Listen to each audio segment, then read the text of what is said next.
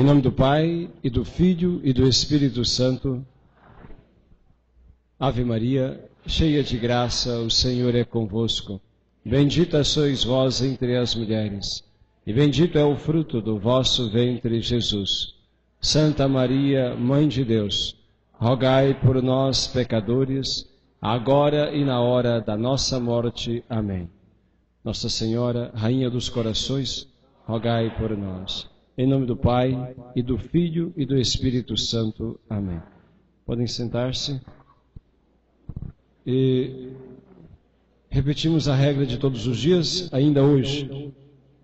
O padre vai fazer a exposição. Primeiro eu vou falar sobre o assunto, tá bem? Vou fazer as explicações. Atenção, tem pessoas conversando, agora não é hora de conversar mais. Vou fazer as explicações. Depois que terminar, vocês entrem com as perguntas e com as dúvidas que tiverem. Tá claro? Tá bem. Então, o nosso assunto hoje é igreja. Nosso assunto hoje é a igreja. Além do conhecimento bíblico, nós vamos precisar um pouco usar a memória para poder lembrar da história também. A história também. Mas a Bíblia já nos fornece todos os elementos essenciais e necessários para que nós possamos identificar a única igreja de Cristo, a verdadeira igreja de Cristo. Tá? Vejam bem, primeiro vamos aí compreender o que é a igreja e por que Cristo fundou a igreja. E depois vamos mostrar na Sagrada Escritura como esta igreja que Cristo fundou é a igreja católica, apostólica, governada pelo Santo Padre, o Papa. Tá bem? Então, depois vamos ver ponto por ponto. Mas a igreja, a palavra igreja vem de eclésia, em grego, que significa assembleia, que significa ali, uma multidão reunida. Entendeu? Então, igreja significa a assembleia do povo, entendeu? Que se congrega para adorar o verdadeiro Deus, uma vez que foram resgatados pelo sangue de Cristo. A igreja, quem fundou foi Jesus Cristo, como daqui a pouco vamos ver. Com que finalidade? Cristo funda a igreja, ele deixa a igreja com a finalidade de continuar a sua obra redentora. A igreja foi deixada por Cristo para dar continuidade à sua obra redentora. Jesus veio ao mundo para quê? Qual é a finalidade pela qual Cristo veio ao mundo? Nos salvar. E o que significa salvar? O que significa salvar? Salvar é o quê? Resgatar do quê? E aí? Resgatou do pecado, e aí? Pronto? Como é que é? O que é salvar? Jesus veio nos salvar. Então, salvar, o que significa isso? Tá, libertar dos pecados e fazer o que com a gente? Levar para o céu. Essa é a palavra, né? Nos salvar significa nos libertar do pecado e nos conduzir à felicidade eterna, ao céu. Isto foi o que Jesus Cristo veio fazer na terra. Jesus, a segunda pessoa da Santíssima Trindade, o Filho de Deus, Deus igual ao Pai e ao Espírito Santo, Jesus Cristo, ele se fez homem para nos salvar, ou seja, para nos libertar do pecado e para nos conduzir à felicidade eterna, à comunhão plena com Deus, entendeu? Na eternidade. Pronto. Foi esta a razão pela qual Cristo veio ao mundo. E Cristo, ele funda a igreja, ele deixa a igreja com esta exata finalidade, com esta mesmíssima finalidade. A igreja, ela é continuadora da missão salvífica de nosso Senhor Jesus Cristo. A igreja, ela dá continuidade, portanto, à obra redentora. O que a igreja faz? Ela foi deixada por Cristo, como nós iremos ver, para poder poder anunciar a palavra da salvação, a doutrina de Jesus Cristo, para dar a conhecer a todo o mundo o único Salvador, o único mediador entre Deus e os homens. Mediador do que mesmo? Lembra de ontem? Mediador de redenção. Significa único Salvador. A igreja ela foi deixada por Cristo para dar a conhecer o Salvador de toda a humanidade e a doutrina na qual nós devemos crer e que nós devemos viver para nos santificar e alcançar a santidade, a salvação eterna, o céu. Então a igreja existe para isso. E a maneira pela qual a igreja ela irá nos santificar é a aplicação dos méritos, da graça de nosso Senhor Jesus Cristo. Jesus, ele deixou toda a graça para a nossa salvação. E esta graça para a nossa salvação, ela nos é comunicada pela igreja. Como nós vamos ver depois. Jesus disse que sem o batismo, a gente não se salva. Ele disse, quem crer e for batizado será salvo. Quem não crer, e subentende-se, quem não for batizado será condenado. Portanto, Jesus Cristo, Ele deixou bem claro que o batismo é necessário para a salvação. Ele disse também que quem não comunga o seu corpo e seu sangue, também não poderá se salvar. Entendeu? Ele disse, quem não come minha carne, não bebe meu sangue, não entrará no reino dos céus. Ele disse também, nosso Senhor, que nós deveríamos confessar os nossos pecados. E Ele deixou os sacerdotes para atender confissão. Deixou os sacerdotes como representantes dele para poder nos comunicar o perdão de Deus. Ele disse aos apóstolos, o pecado de quem vocês perdoarem estará perdoado. O pecado de quem vocês não perdoar não estará perdoado. Quer dizer, e onde é que a gente batiza? De onde nós confessamos? Onde é que nós comungamos o corpo e o sangue de Cristo? Onde? É na igreja, entendeu? Quer dizer, a igreja, e aqui sem falar dos outros sacramentos, né, que são mais os outros 4, que são 7 ao todo. Então, a igreja, ela nos comunica a graça de Deus. A igreja nos comunica a graça de Deus. Portanto, caríssimos, é preciso ter a firme consciência, a firme convicção, entendeu? De que nós, sem a igreja, não poderemos nunca nos salvar. Porque a igreja foi deixada por Cristo, não foi invenção do ser humano, não foi capricho dos homens, entendeu? Não foi lá um grupo de pessoas que reuniu, vamos arrumar uma igreja aqui. De jeito nenhum, entende? Cristo deixou a igreja. Então, e quando você dialoga com os protestantes, ou quando eles vêm falar coisas, né? Então, a maior parte deles vem dizer o quê? Que a igreja deles é que salva. E quem não levantar a mão, não aceitar Jesus, não vai para o céu, entendeu? E que eles já estão salvos. E que os católicos são impuros, entendeu? E que essa não é a igreja de Cristo. E que Jesus não fundou igreja nenhuma. E que na verdade a igreja não salva ninguém. E assim por diante. Vão falando dessas doutrinas todas aí. E tem muito católico que pensa assim, sabia? Que igreja e religião não salva ninguém. É exatamente isso que o diabo quer que você pense. Que religião, que igreja não salva ninguém. Salva sim, entendeu? Salva sim. Porque Cristo deixou a igreja com esta finalidade. E se nós não recebemos por meio da igreja as graças para a nossa salvação, nós não nos salvaremos. Porque foi ordem de Cristo. Não foi invenção de ser humano, não, entendeu? Foi uma condição deixada por nosso Senhor Jesus Cristo. A renúncia do pecado, a renúncia do mal e a adesão, a aceitação daquilo que Ele propôs, daquilo que Ele nos deixou como mandamento, né, e como critério para a salvação. Então vamos ver a fundação da igreja. Para a gente ver que Cristo deixou uma igreja só.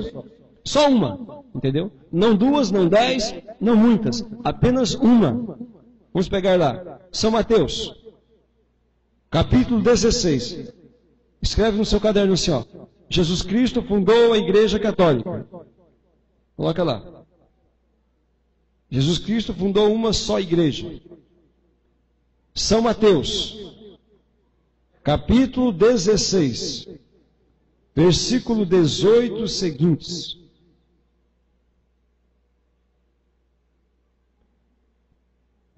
É bom que vocês sempre leiam depois essas passagens, olha, vocês devem depois pegar, chegar em casa, ler tudo de novo, entendeu? No outro dia, pegar, ler com mais atenção. E é bom que vocês leiam o antes e o depois também. Que aqui eu cito só a passagem direta, mas é bom que a gente veja assim a história, o contexto de tudo, entendeu? São Mateus, capítulo 16, versículo 18. Então escutem. E eu te declaro, Jesus falando, né? E eu te declaro, tu és Pedro, e sobre esta pedra edificarei a minha igreja, e as portas do inferno não prevalecerão contra ela. Eu te darei as chaves do reino dos céus. Tudo que ligares na terra será ligado nos céus, e tudo que desligares na terra será desligado nos céus. Veja só, Cristo, ele depois da profissão de fé,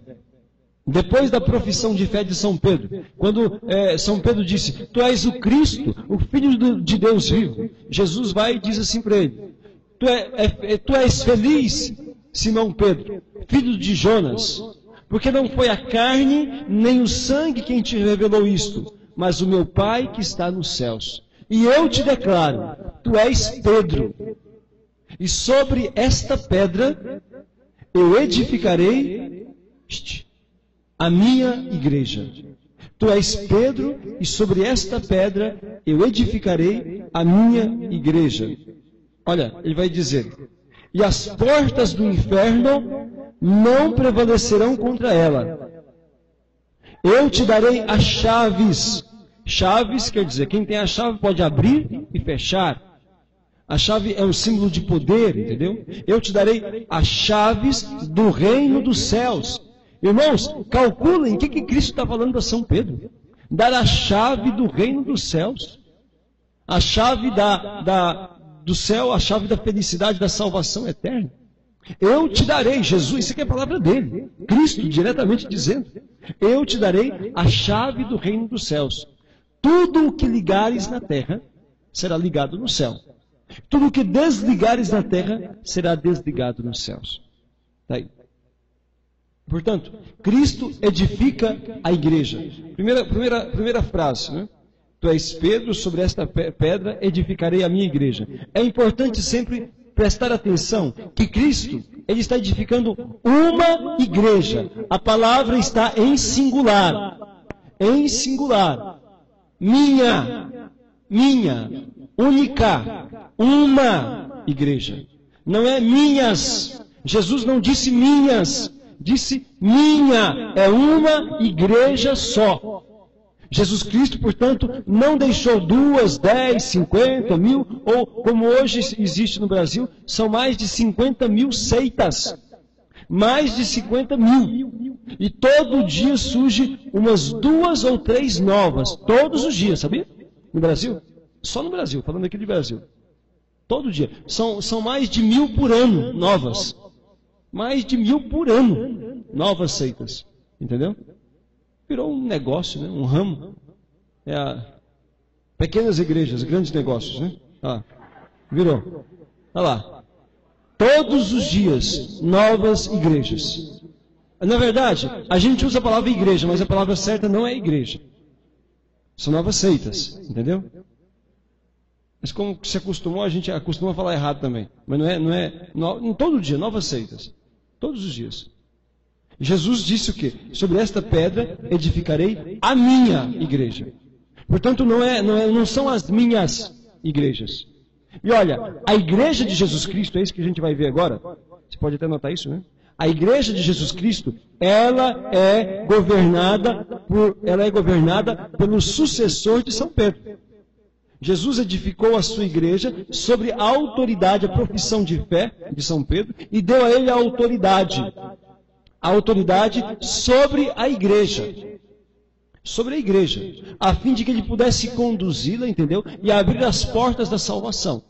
De que forma? Abrir as portas da salvação significa abrir o céu, comunicando a verdade e a graça por meio dos sacramentos. O batismo, a Santíssima Eucaristia, a confissão, o matrimônio, a unção dos enfermos, a ordem. Né? Então, é isto. Através dos sacramentos, o crisma. Então, através dos sacramentos se comunica a graça de Deus. Através do ensinamento da pregação, se comunica a verdade. E depois, pela graça dos sacramentos, nós temos a capacidade de viver a verdade que Cristo exige de nós. Tá? Portanto, a Igreja de Jesus Cristo, ela é confiada a São Pedro e aos seus sucessores. A São Pedro e aos seus sucessores. E quando Jesus fala aqui, olha, as portas do inferno não prevalecerão contra ela, ele está fazendo uma promessa que é eterna. Portanto, ele não está dizendo ali só enquanto São Pedro viver. Porque o inferno não vai acabar com a morte de São Pedro. Não é assim que São Pedro morreu, então acabou, não. Quer dizer, as portas do inferno não prevalecerão contra ela. Isso significa que enquanto existir a igreja, entendeu? Enquanto existir a igreja, tá? Ela estará sendo governada por Cristo, entendeu? E que o inferno, as portas do inferno, não irão prevalecer. Embora, é bem verdade, que o demônio de muitas maneiras, entendeu? De muitas maneiras, ele tenta prejudicar a igreja. E de muitas maneiras, ele se infiltrou dentro da igreja. De muitas maneiras. Mas, ele jamais conseguirá destruir a igreja. Veja que vários impérios acabaram, desde que Jesus fundou a igreja. Impérios grandes, poderosos, que dominaram a terra toda. Veja, o Império Romano, o Império Bizantino, sabe? O Império Grego, tantos impérios surgiram e acabaram. Tantos reis e homens poderosos surgiram e acabaram. A Igreja de Cristo é a única instituição que possui 2000 anos. Somente a Igreja de Cristo, entendeu? Governada por quem? Por São Pedro e pelos seus sucessores. Tá? Então a Igreja de Cristo, ela é governada por São Pedro. Está entendendo? São Pedro, quer dizer, o sucessor de São Pedro, que são os papas, né? Eles são como Pedro, presente na terra, a quem Cristo confiou as chaves com o poder de ligar e desligar. Está entendendo? São Pedro foi o primeiro papa. O primeiro papa. São Pedro foi o primeiro papa e morreu mártir em Roma. Por isto é que a sede da igreja é em Roma. Entendeu? E o Papa mora em Roma, é o bispo de Roma. Está entendendo? Porque o primeiro Papa que morreu mártir, crucificado, São Pedro, morreu crucificado de cabeça para baixo. Ele morreu em Roma. E a partir da igreja de Roma, ele governava todas as outras igrejas. Vocês vão ver aqui, nós vamos agora ver aqui na Sagrada Escritura, que São Pedro, ele é sempre o primeiro. É ele quem comanda os apóstolos, entendeu? É ele quem dirige as reuniões. Por quê? Porque Cristo confiou a ele esta autoridade. Não houve uma eleição entre eles, não. Olha, vamos voltar aqui para ver quem vai ser o chefe. Não. Foi Cristo quem estabeleceu a autoridade de São Pedro. E confiou a ele o governo da igreja. O governo do rebanho de Deus. Está entendendo? O governo do rebanho de Cristo. Portanto, está aí. A igreja de Cristo. Uma igreja só ele fundou. Está claro que foi só uma igreja? Agora o que a gente vai ter que provar aqui na Sagrada Escritura, que esta única igreja que Cristo deixou é a igreja católica. Mas há muitas maneiras de provar. Vamos provar primeiro pela Sagrada Escritura e depois pela própria história. Né? Veja bem. Vamos lá agora no Evangelho escrito por São João. Evangelho escrito por São João. Para que não fique dúvida. Alguém pode falar assim, mas Jesus só fez um elogio para São Pedro. Não, Jesus confiou a ele uma missão muito clara, que foi a missão de conduzir a igreja que ele fundava, a igreja que ele estava deixando para continuar a sua obra redentora, a sua obra de salvação, a fim de que os homens chegassem ao conhecimento da verdade e se salvassem. São João, no capítulo 21, versículos 15 seguintes. Está aí. A missão que Jesus confiou a São Pedro. Capítulo 21, o último capítulo.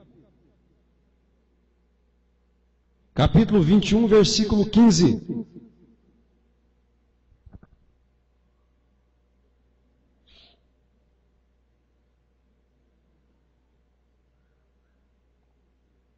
Veja bem, vou ler.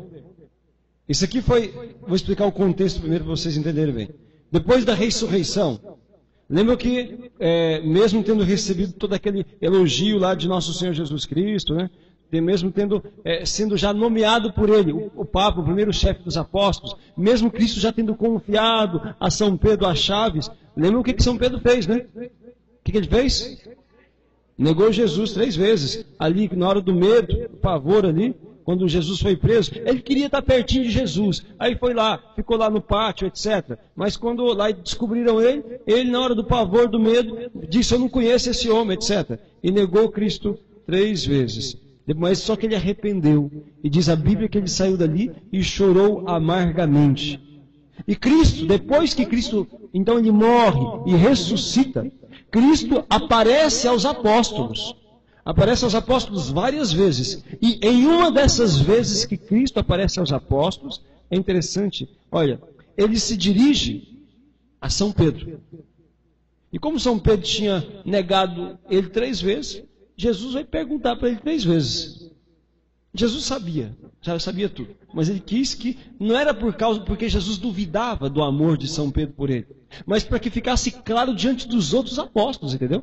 Diante das outras pessoas que Pedro o amava. E assim Jesus confirma a missão. É interessante que ele, não porque São Pedro caiu, porque ele errou então, cometeu aquela fraqueza, Cristo não retira dele a missão que ele tinha confiado. É interessante isso. Jesus mantém a promessa, ele mantém ali a missão de São Pedro, mas confirma-o na fé. Veja bem, então, Jesus vai perguntar para São Pedro, olha lá. Tendo eles comido, Jesus ressuscitado, hein? Tendo eles comido, Jesus perguntou a Simão Pedro, Simão, filho de João, amas-me mais do que estes? Respondeu ele, sim, Senhor, tu sabes que te amo. Disse-lhe Jesus, apacenta os meus cordeiros. Perguntou-lhe outra vez, Simão, filho de João, amas-me? Respondeu-lhe, sim, Senhor, tu sabes que te amo. Disse-lhe Jesus, apacenta os meus cordeiros.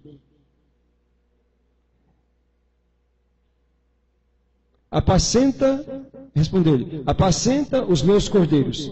Perguntou-lhe 3ª vez, Simão, filho de João, amas-me? Pedro entristeceu-se. Entristeceu-se porque lhe perguntou pela 3ª vez, amas-me? E respondeu, Senhor, sabes tudo, tu sabes que te amo. Disse-lhe Jesus, apacenta as minhas ovelhas. Veja só, apacenta os meus cordeiros, apacenta as minhas ovelhas. Quem são as ovelhas? Quem são os cordeiros de Cristo? É a igreja de Cristo. É o povo resgatado pelo seu sangue. Entendeu? Então Cristo, está bem claro, 3 vezes, ele pergunta a São Pedro se ele o ama. Jesus sabe que ele o ama. Então, repito, não foi por duvidar, Jesus sabe tudo, não foi por duvidar do amor dele, mas foi para que isso fosse manifestado aos outros discípulos, aos outros apóstolos, com clareza, o amor que São Pedro lhe tinha, para que ninguém depois lhe dissesse, mas ele o negou. Mas Jesus pergunta então, tu me amas? Sim, Senhor. Eu te amo. Tu me amas mais do que estes? Sim, Senhor, eu te amo. Tu me amas? Senhor, tu sabes tudo. Tu sabes que eu te amo. Então, apacenta as minhas ovelhas. Apacenta os meus cordeiros. Apacenta as minhas ovelhas. Foi assim que Jesus falou com São Pedro. Então, ele confiou a São Pedro. Aqui está, então, a confirmação, entendeu? A confirmação daquela missão que Cristo havia dado a ele. A confirmação daquela missão que Cristo havia deixado a São Pedro, de ser então o condutor, entendeu? O condutor de todo o rebanho de Deus. De fato, meus irmãos, não se pode negar o primado de Pedro. Quando vocês pegam assim, depois que foi escrito os evangelhos, né? Sabe que os evangelhos, então, eles foram escritos por 4 diferentes pessoas. E também em anos diferentes, em datas diferentes. O primeiro evangelho a ser escrito foi o de São Marcos. Evangelho de Nosso Senhor, escrito por São Marcos. Depois foi o de São Mateus. Depois foi o de São Lucas. E por último, o de São João. Entre os anos, depois da morte de Cristo, entre os anos 30 e os anos 70, foram escritos todos os evangelhos. Anos 30, que Jesus morreu no ano 33. Mais ou menos entre o ano 30 e 40 vamos dizer assim, e o ano 70 foram escritos todos os evangelhos. Entendeu? O primeiro foi o de São Marcos. São Marcos, ele não era apóstolo, mas ele escreveu o evangelho a partir das pregações de São Pedro. Ele era o secretário de São Pedro. E as pregações de São Pedro em Roma, entendeu? A partir das pregações de São Pedro em Roma, ali, tá? São Marcos, ele foi anotando. Tanto que é o evangelho mais curto, e é interessante que vocês vão ver que São Marcos, ele escreve, São Pedro fala muito do poder de Deus, muito dos milagres, dos exorcismos, entendeu?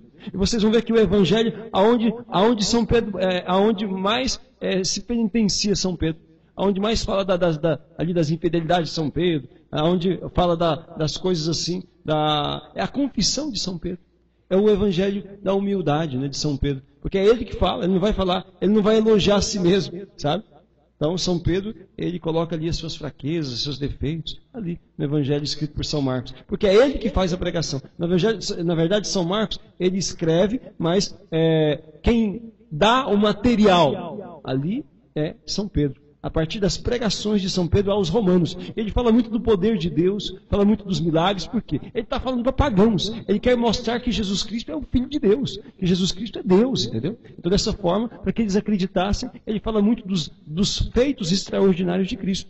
Então, é o evangelho no qual ele insiste, quer provar para os seus autores que é Deus, que Cristo é Deus. Por que estou dizendo isso? Porque os evangelistas, a começar de São Marcos, São Mateus, São Lucas, São João, eles vão colocar São Pedro sempre no primeiro lugar. Sempre. Se vocês pegam as narrações ali dos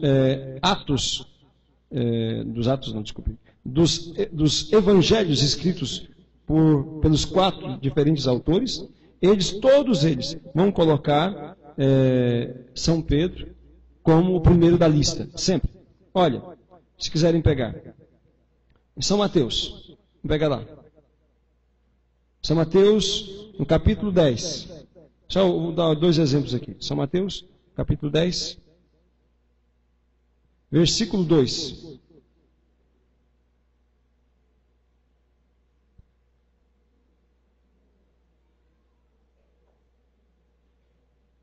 São Mateus capítulo 10, versículo 2.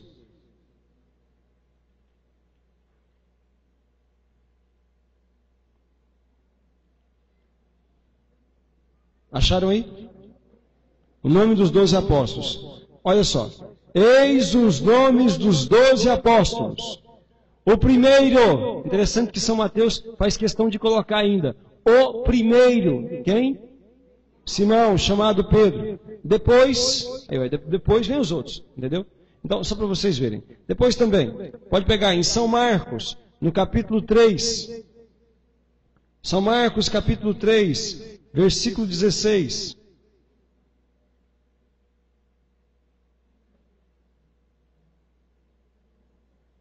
Acharam? São Marcos, capítulo 3, versículo 16.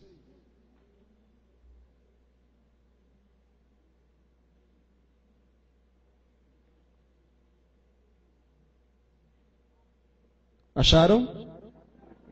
Então, eu não vou ler tudo não, só mostrando as passagens para vocês verem que sempre. Também se vocês pegarem, quiser anotar isso também, São Lucas, no capítulo 6. São Lucas, no capítulo 6. São Lucas agora é São Lucas, outro. Só estou citando, não vou ler não, porque senão pega muito tempo. São Lucas, no capítulo 6, versículo 13. Seguintes.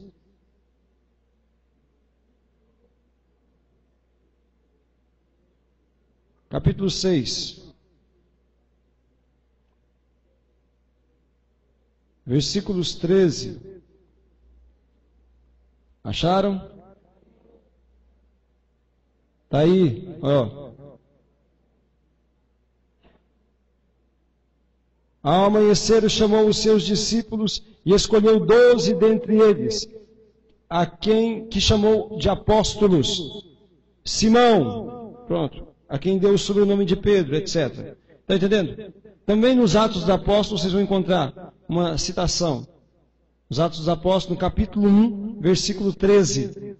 Capítulo 1, versículo 13, também tem uma lista dos apóstolos. Sempre São Pedro em primeiro. Por quê? Porque recebeu a missão de ser o primeiro, como vai dizer São Mateus lá no início. Primeiro, Atos dos Apóstolos, capítulo 1, versículo 13. Tá? Capítulo 1, versículo 13.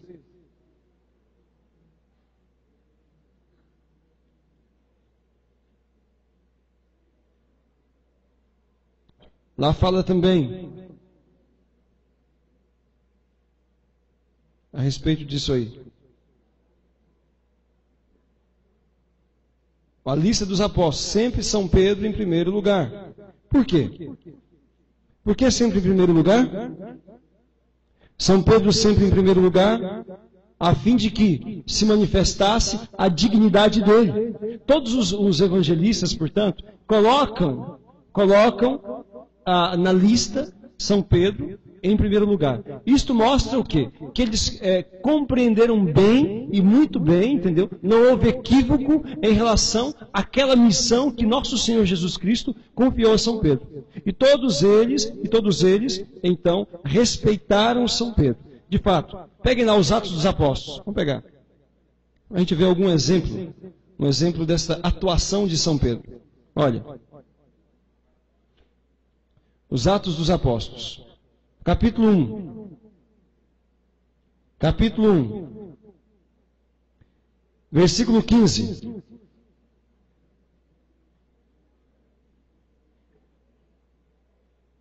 Só para dar algum exemplo,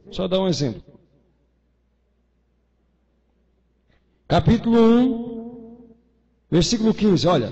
Num daqueles dias, levantou-se Pedro no meio de seus irmãos na assembleia reunida, que constava de umas 120 pessoas, e disse: Irmãos, convinha que se cumprisse o que o Espírito Santo predisse na Escritura pela boca de Davi, acerca de Judas, que foi o guia daqueles que prenderam Jesus. Ele era um dos nossos e teve parte no nosso ministério. Sabia? O Judas Iscariotes, ele foi também ordenado bispo. Ele teve parte no ministério. No entanto, traiu a Cristo. Este homem adquirira um campo com o salário do seu crime. Depois, tombando para a frente, arrebentou-se pelo meio, e todas as suas entranhas se derramaram. Tornou-se este fato conhecido aos habitantes de Jerusalém, de modo que aquele campo foi chamado na língua deles Aceldama, isto é, campo de sangue. Pois está escrito no livro, etc. Não vou ler tudo não. Olha, propuseram, aí o São Pedro vai dizer: convém, pois, que destes homens que têm estado em nossa companhia todo o tempo em que o Senhor Jesus viveu entre nós, a começar do batismo de João até o dia em que nosso meio foi arrebatado, um deles se torne conosco testemunha da ressurreição. E aí vão e escolhem São Matias. Propuseram 2, José chamado Barsabas, que tinha por sobrenome Justo, e Matias. Depois que oraram, a sorte caiu sobre Matias. Portanto, São Pedro, ele se levanta, e é ele quem organiza a escolha do substituto de Judas Iscariotes, o traidor, para que o grupo dos apóstolos ficassem sempre com 12.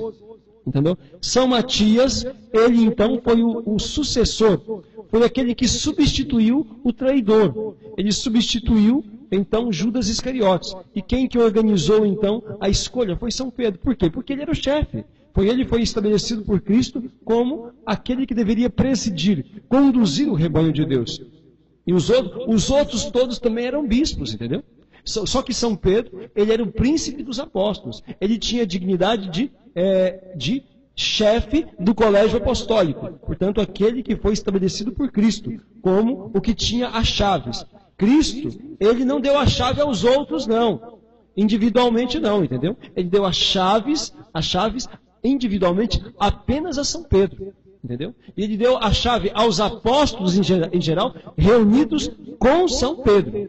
Tanto que os bispos, se eles não estiverem unidos com o Papa, entendeu? Pode deixar de lado. São hereges, entendeu? E hoje em dia existem muitos bispos que estão dando ensinamentos contrários ao Papa, entendeu? Por isso que a gente tem que ter muito cuidado.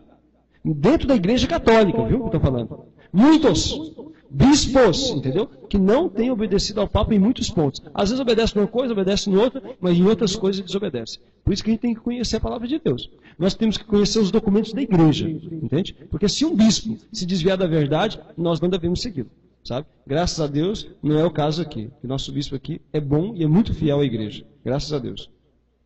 Mas, para dizer que os apóstolos, eles não têm, os bispos, eles não têm a autoridade de decidir coisas separadamente do Papa, entendeu? Ninguém tem. Mesmo se reunisse todos os bispos do mundo, se eles não estiverem unidos ao Santo Padre, ao Papa, entendeu? Eles não têm autoridade nenhuma, poder nenhum, entendeu? A não ser que o Papa tenha permitido a eles de fazerem assim, né? Um sínodo, um encontro, etc. Mas sem a autorização do Papa, o sucessor de São Pedro, não há valor nenhum, entendeu? Então vocês vejam que São Pedro, ele exerce, um pouquinho mais na frente, vocês vão ver, ó, no capítulo 2, no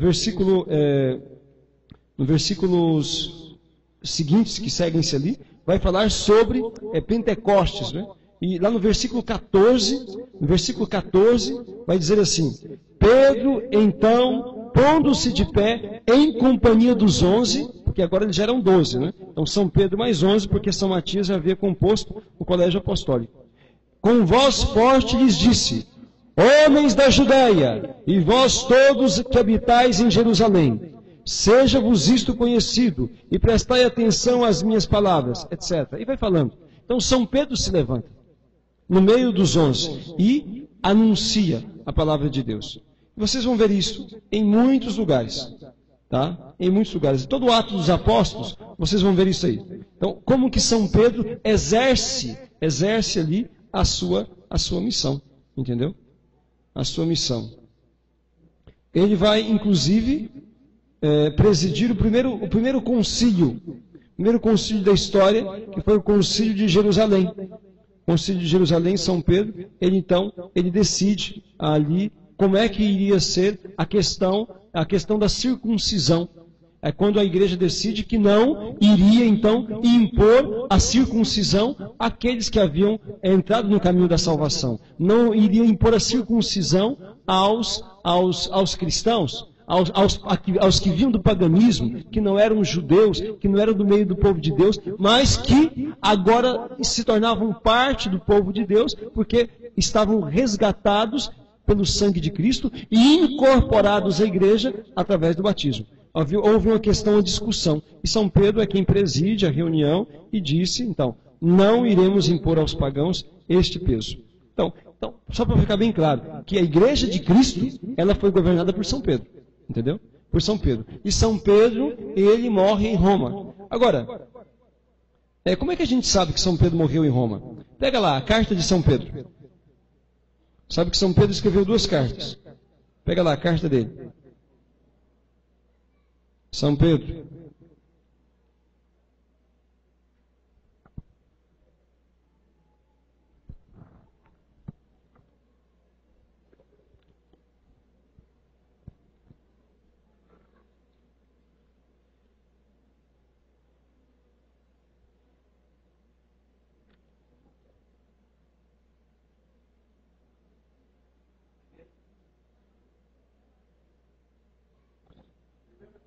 Deixa eu ver aqui, se é a primeira ou a segunda.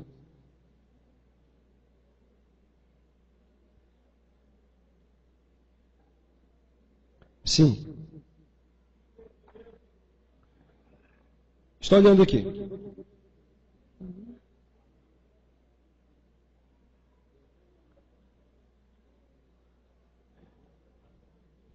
Primeira carta de São Pedro. Primeira carta de São Pedro, capítulo 5, versículo 12, versículo 13. Primeira carta de São Pedro, capítulo 5, versículo 13. Para que vocês prestem atenção no contexto, vejam só. São Pedro, ele escrevia de Roma, entendeu? Escrevia de Roma para toda a igreja, sabe? Escrevia de Roma para toda a igreja. E ele vai dizer aqui, ó.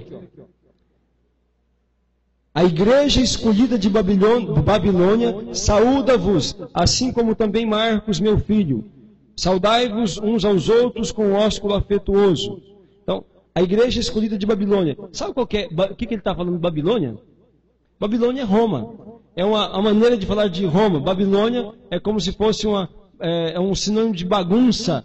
Uma igreja de Babilônia, quer dizer, aquela cidade cheia de confusão, porque era uma metrópole, né? Era a capital do Império Romano, está entendendo? A igreja escolhida de Babilônia. Então, Babilônia aqui significa Roma, está entendendo? Babilônia. Mais na frente vocês, no Apocalipse, vocês vão encontrar várias passagens que se referem a Roma, a capital do Império, como Babilônia, tá? Veja aqui. Saúda-vos, assim também como meu filho Marcos, meu filho. Justamente o que dizia. Marcos estava junto com São Pedro. E foi ele quem escreveu o primeiro evangelho a partir das pregações de São Pedro. Um pouquinho antes, só para a gente também ampliar aí a questão de como o Santo Padre, o Papa, São Pedro e os seus sucessores exerciam o seu munus, o seu poder, o seu ministério. No capítulo 5, lá no começo, São Pedro ele se dirige aos sacerdotes de maneira geral, entendeu? Deveres do clero. Lá, no capítulo 5 aí, primeira carta de São Pedro, no capítulo 5. Veja, eis a exortação que dirijo aos anciãos que estão entre vós, porque sou ancião como eles, e fui testemunho dos sofrimentos de Cristo, etc.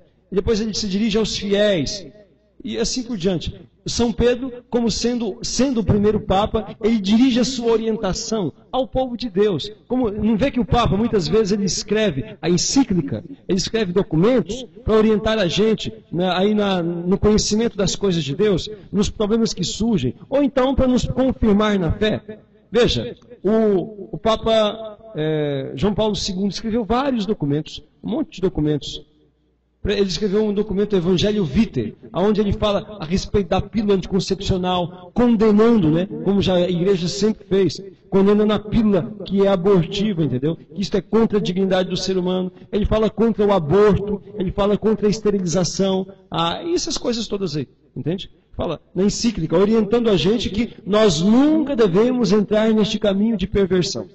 E assim por diante. O Papa, quando tem um outro tema, o Papa Bento XVI, escreveu a primeira encíclica dele como Papa, né? Deus Caritas Est, a caridade de Deus. Deus é amor. Então ele vai falando sobre a caridade, o dever do cristão de viver a caridade, e isto como é um testemunho de fé, etc, etc.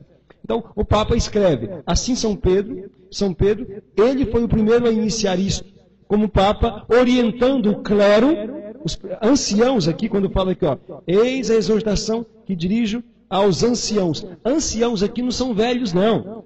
A gente tem o costume de chamar os velhinhos de anciãos, né? Ancião aqui na linguagem bíblica são presbíteros. Anciãos são sacerdotes, entendeu?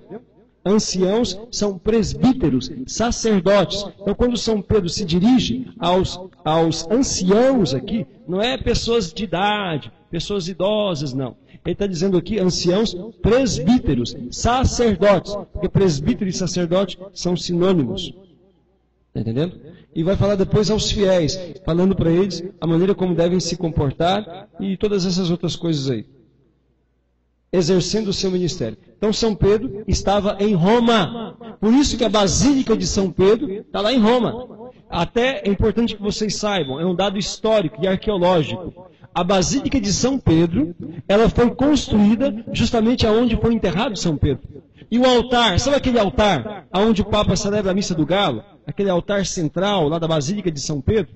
Aquele altar, o túmulo de São Pedro é exatamente embaixo daquele altar, aonde o Papa celebra a Missa do Galo e as outras missas na Basílica de São Pedro. Aquele lá. Justamente embaixo. Lá foi sepultado o primeiro Papa. E lá estão, a maior parte dos Papas estão sepultados ali também. Ali, na Basílica de São Pedro. Pois bem, continuando. Espero que tenha ficado claro que a Igreja de Cristo, ela deve ser governada por São Pedro. E agora, um dado histórico. Como eu disse para vocês, vamos usar a Bíblia e também a história. Vocês sabem quantos papas houveram depois de São Pedro? Sabem quantos?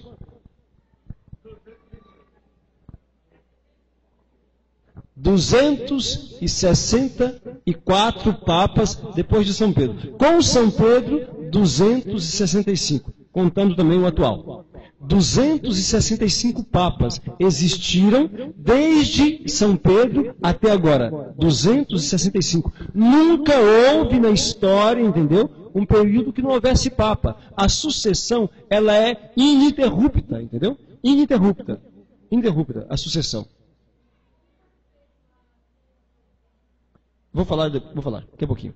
Então, a sucessão é ininterrupta. Quando morre um papa, logo é eleito outro. Ela perguntou, como é que é eleito? Como é que é escolhido o Santo Padre? Existe o colégio dos cardeais, que são bispos, na verdade, não é? São bispos que são escolhidos pelo próprio Papa, entendeu? Para poder zelar pela eleição do Santo Padre, quando aquele morrer ou renunciar, e para ajudar o Papa no governo da Igreja. São como, existe o presidente, existe os ministros, não existe? Não é assim? No governo de um país, como o nosso, por exemplo. Então, os ministros ajudam o presidente a governar. Né? No nosso caso aqui, ajuda a roubar muito, né? Infelizmente. Né?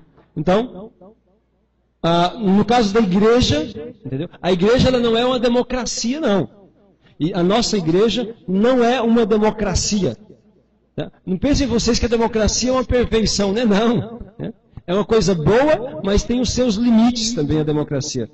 Porque, olha, Jesus foi condenado de maneira bem democrática, viu? Lembrem disso. Foi uma eleição, né? Tinha Barrabás e Jesus. O povo escolheu Barrabás. Né? Escolheu para libertar Barrabás. Então a igreja ela não é uma democracia. A igreja ela é uma teocracia. Quem manda é Deus. Entendeu? Quem manda é Deus. Então foi Cristo quem escolheu São Pedro. Agora, como é que é escolhido o Papa? O Papa é escolhido assim. É escolhido assim. Os cardeais, que atualmente são 100 e poucos, os cardeais se reúnem quando morre o Papa, se reúnem, entendeu? E jejuam e rezam. Jejuam e rezam. E depois cada um escreve o nome daquele que lhe parece bem. Então, e aquele que receber mais indicações, então, torna-se o Papa. E terminou a eleição, depois que eles rezaram, jejuaram, entendeu? E indicaram os nomes, o mais indicado, então, torna-se o Papa, sabe? Primeiro é perguntado se ele aceita aquele encargo. Aceitando, ele é revestido das insígnias papais. E todos os cardeais que estão ali, então, se ajoelham diante dele, prestando submissão. Entende? Como os outros apóstolos, se submeteram também a São Pedro, entendeu? E se deixaram governar por ele, também os sucessores dos apóstolos se submetem ao sucessor de Pedro. Para que com ele e sob a sua direção possam conduzir o rebanho de Cristo como ele mandou. Porque foi Cristo quem confiou este encargo a São Pedro, como nós vimos aqui na Sagrada Escritura. Apacenta as minhas ovelhas, apacenta os meus cordeiros. Então, assim é escolhido o Santo Padre e o Papa. A Igreja de Cristo, ela é governada pelo Santo Padre e o Papa. Entendeu? Pelo sucessor de São Pedro. Então, a história da Igreja é assim. Nunca houve um período onde não houvesse o Papa. Sempre a Igreja de Cristo foi conduzida. Por isso ela está aqui até hoje. O Papa, em matéria de fé e moral, matéria de fé e doutrina moral, ele é infalível. Infalível significa o quê? Não pode errar. Não pode errar. E o que diz? Como é que a gente sabe? Pela própria promessa de Cristo. O que ligares na terra será ligado no céu. O que desligares na terra será desligado no céu. Entende? Portanto, olha, imagine só. É poder demais. É muito poder, entendeu? Na mão de um ser humano. E Jesus, ele diz categoricamente, o que ligares na terra será ligado no céu. Quer dizer, o que decidires aqui, o que você aqui decidir, o que você aqui ligar, está ligado lá. Eu confirmo no céu.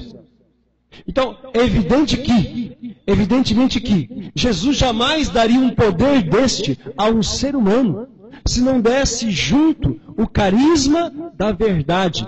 Porque imagine só, poderia Jesus confirmar um erro no céu? Poderia confirmar um erro? Poderia confirmar uma coisa que não fosse verdadeira, mentirosa? Jesus tem que honrar a palavra dele, entende? No entanto, ele disse que aquilo que o Papa ligasse, aquilo que São Pedro e os seus sucessores ligassem, ele confirmaria. Então, para que nunca confirme um erro, nunca confirme uma mentira, Jesus, ele dá a assistência do Espírito Santo. Ele deu o carisma da verdade, ou seja, em matéria de fé, de moral, entendeu? Daquilo que depende para a nossa salvação, não pode errar o Santo Padre e o Papa. Isso não significa que o Papa, que ele não pode pecar, não é isso não. Ele é uma pessoa, enquanto pessoa, ele é suscetível de erros, de fraquezas e de pecados também, de defeitos. Embora, graças a Deus, a maioria dos papas foram santos. A maioria dos papas. Mas houveram papas que não foram santos, não. Teve até alguns papas, entendeu? Na história da igreja, que deram escândalos, entendeu? Papas na história da igreja. Foram pouquinhos, umas meia dúzia, uns 6 ou 7, que deram escândalo. Mas é isso que é interessante. É isso que é interessante. Interessante é que, mesmo sendo, houveram papas, isso vocês têm que saber. Entendeu? Para vocês entenderem como é que Deus governa as coisas. Houveram papas que tiveram amantes, filhos, sabia? Houveram. Lá no ano 1500 e pouco, houve um papa que era escandaloso. O nome dele era Alexandre VI. Tá? E houve outros também, mas foram poucos, que foram escandalosos. Mas daí você vê que a igreja, ela é de Cristo. Porque nunca houve, entendeu? Um papa, mesmo desses aí, que erraram, que pecaram, vamos dizer assim, moralmente falando, pecaram no sentido moral. Nunca nenhum deles modificou uma vírgula sequer da doutrina para justificar o pecado deles. Nunca. Lutero fez isso. Lutero, quando ele separou-se da Igreja Católica, porque ele não conseguia viver a castidade, não conseguia viver o celibato, o que ele fez? Ele disse que o que tem pecar? Não tem problema pecar, não. Desde que a gente acredite, que a gente tenha fé, a gente se salva. Entendeu? Então Lutero mudou a doutrina para justificar o pecado dele. Lutero tinha 3 mulheres, 3 amantes. Entendeu? Era um tarado o homem. Então, tinha três mulheres. E aí tem as cartas, as biografias, ele fala. Ele fala isso. E ele era antes de se separar da igreja, quando ele era padre, entendeu? Quando ele era padre agustiniano, ele era esforçado. Ele fazia penitência, rezava muito, mas ele acabava caindo sempre nas fraquezas. Depois, então, ele separou-se da igreja, tinha as mulheres dele, entendeu? E vivia assim. Ele mudou a doutrina, dizia, olha, não tem problema pecar. Ele escreveu uma carta para um amigo dele, olha, peca fortemente, mas crê mais fortemente ainda, porque assim você será salvo. Porque a gente vai ser salvo pela fé. As obras não interessam, pode fazer o que quiser. Pode fazer o que quiser, pode fazer o que... Se você aceitar Jesus, se você acreditar nele, você se salva. Entendeu? É assim que pregava Lutero. É por isso que os protestantes falam que é a fé que salva. Só a fé que salva. As obras não interessam. Depois que Lutero traduziu a Bíblia inteirinha, como eu já falei para vocês, ele quis, depois de tudo traduzido, ele quis tirar a carta de São Tiago. Ele quis queimar a carta de São Tiago, tirar. Só que os outros seguidores dele que não deixaram. Por quê? Porque a carta de São Tiago fala que a fé sem obras é morta. Aí contradizia o Lutero. Aí queria tirar a palavra de Deus. Né? Porque para ele, a palavra dele tinha mais valor do que a de Deus. Então, vejam bem. Portanto, a igreja, ela é infalível. O Papa é infalível em termos de fé e moral. Mesmo esses papas que erraram, moralmente falando, que tiveram erros morais, né, que deram algum escândalo, entendeu? Eles nunca, nenhum deles, Deus jamais permitiu que uma vírgula da doutrina fosse mudada. Porque ele, como presidente, a gente poderia imaginar assim, ó, é o chefe supremo da igreja. Ele poderia mudar e dizer, não, de hoje em diante o Papa pode casar e ter mulher. Ele poderia fazer isso, entendeu? Ele poderia, se ele não tivesse, se Deus não intervisse, né? Ele poderia dizer, olha, não, a gente pode ter 3 mulheres. Antigamente os reis tinham 500, então eu posso ter 50. Posso ter 5, pode ser 2, posso ter... Entende? Mas nunca o Papa mudou a doutrina da igreja para justificar o seu pecado. Nunca. Nunca, nenhum Papa. Graças a Deus que a maior parte dos Papas foram santos, homens santos, entendeu? E sobretudo esses últimos Papas, muito santos mesmo.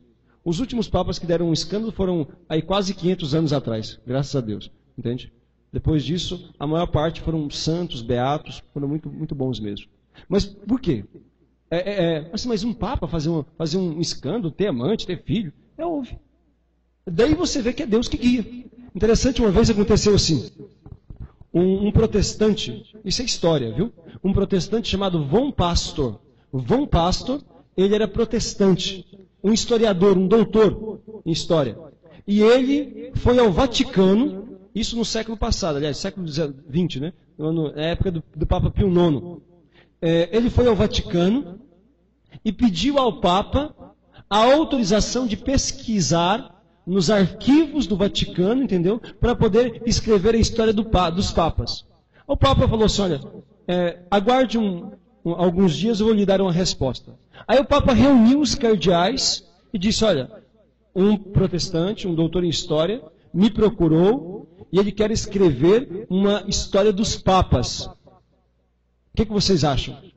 Aí os cardeais ficaram, não vamos permitir não. Porque, olha, há muitos dos sucessores de Pedro, a maior parte deles foram santos. Mas houveram papas que deram escândalo. Existem páginas vergonhosas que poderão, então, difamar a igreja. Entendeu? Os cardeais responderam assim. Aí o Papa foi e falou, pois eu vou deixar. E o Papa permitiu. Permitiu que o protestante, o Von Pastor, entendeu, fizesse a história dos Papas. E ele ficou ali meses pesquisando. Ele entrou nos arquivos secretos do Vaticano, o Papa permitiu, e ele pesquisou e escreveu um livro. Esse livro existe, viu? É a história dos Papas. E depois que ele terminou, depois de meses de pesquisas, quando ele terminou, então, ele chegou no Papa e disse, santidade, eu quero tornar-me católico. E o Papa se assustou. Disse, como? Mesmo depois de ter visto aí tantas fraquezas humanas, mesmo dos sucessores de Pedro, ele disse, é por isso mesmo. Porque quando vi tantos erros de tantos homens, eu compreendi que a Igreja Católica é governada por Cristo. Porque se fosse governada pelos homens, eles já a teriam destruído. E de fato ele foi batizado e se tornou um grande católico. Viu? Isso é história, é real isso. Aconteceu isso. Então, nisto você vê assim, que de fato a Igreja de Cristo ela é governada pelo Espírito Santo. Entende? Caso contrário, os homens já teriam destruído há muito tempo. Sabe? Mas Cristo confiou a sua igreja ao governo de Pedro e dos seus sucessores. Está entendendo? Ao governo de Pedro e dos seus sucessores. Portanto, as portas do inferno não prevalecerão contra ela.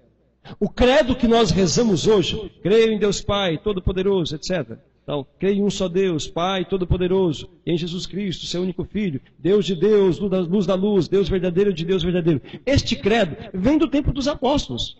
O credo que a Igreja Católica professa, ele nunca mudou, entendeu? E nunca vai mudar. Nunca vai mudar. Por que nunca vai mudar? Porque a igreja, a quem Cristo confiou a missão de anunciar o Evangelho, ela tem o dever de conservar a integridade da fé. A palavra de Deus não muda. Não muda. Por isso vai entrar Papa, vai sair Papa, entendeu? Enquanto o mundo existir. E a igreja, a doutrina, nunca vai mudar. Entende? As pessoas, os meios de comunicação, né, diabólicos, fazendo pressão na igreja, dizendo a igreja tem que modernizar, a igreja tem que mudar essas doutrinas, a igreja tem que liberar o divórcio para as pessoas casar de novo, a igreja tem que parar com esse negócio de proibir anticoncepcional, de lutar contra as camisinhas, etc. A igreja tem que modernizar, a igreja, afinal, ela tem que colocar ela tem que entrar no ritmo da modernidade. Nunca vai acontecer isso. Nunca, jamais. A palavra de Deus, ela não muda. Entende? Jesus Cristo disse assim, olha, o céu e a terra vão passar, mas a minha palavra jamais passará. A minha palavra jamais passará. Mas vamos para frente, senão a gente vai ficar aqui. Vamos lá. Von Pastor. Bom? É um alemão. Que era protestante e se converteu. O livro que ele escreveu chama História dos Papas. Tem traduzido em português.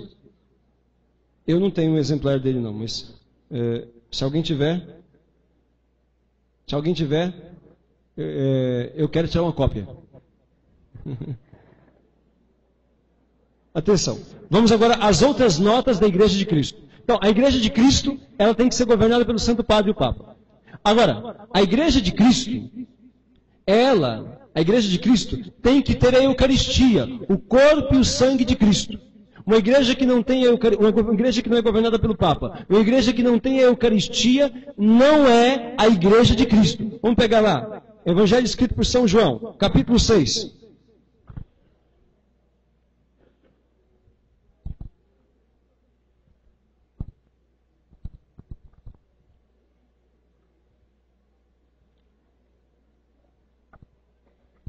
Capítulo 6, versículos 51 seguintes. 51 seguintes. Escreve no seu caderno. Na Igreja de Cristo, a Igreja de Cristo tem a Eucaristia.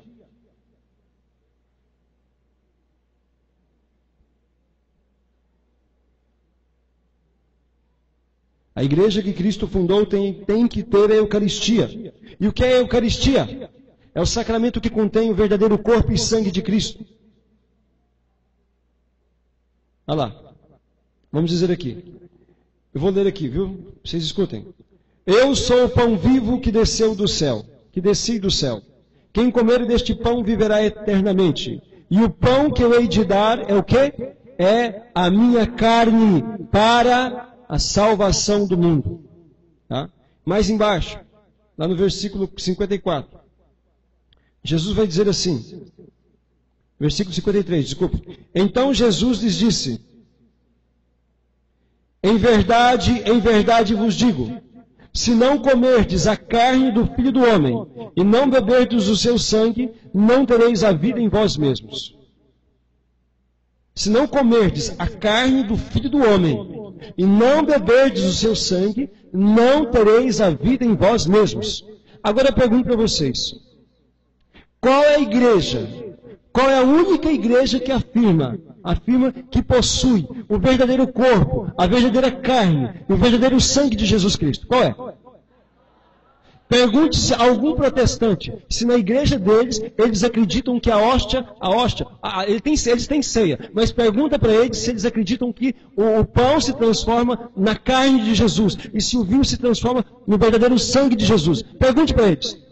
Eles vão dizer o quê? Eles vão dizer que é um símbolo, que é um simbolismo, é uma representação.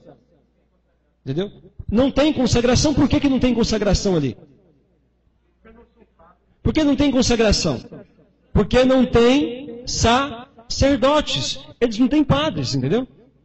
Aqui. Ó, se um caboclo invocar, se ele aqui invocar, ó, amanhã eu vou fundar a igreja de crente, ele faz. Faz isso não, viu? Mas faz. E quem ordenou ele de sacerdote? Não teve nenhum bispo que ordenou sacerdote. Então, ele vai fazer a ceia, vai comprar o pão lá na padaria, o vinho lá no mercado, faz a ceia. Mas é pão e vinho. Entendeu? Não é carne e sangue de Cristo. Está entendendo? E você pode perguntar para qualquer protestante, mas você acredita então que a ceia lá é o verdadeiro corpo de Cristo? Então, eu acredito. Então você adora a Eucaristia? acredita que é Jesus, então a carne dele e o sangue dele, todos eles vão dizer para você que não, que é um símbolo, uma representação. Agora, a Bíblia fala que é símbolo? A Bíblia fala que é representação? Olha, o que fala aqui, olha. Olha, o que diz aqui? Em verdade vos digo, se não comerdes a carne do Filho do Homem, e não beberdes o seu sangue, não tereis a vida em vós mesmos. E mais embaixo vai dizer assim, e quem come minha carne e bebe meu sangue tem a vida eterna, e eu o ressuscitarei no último dia. Pois a minha carne, o que é a minha carne?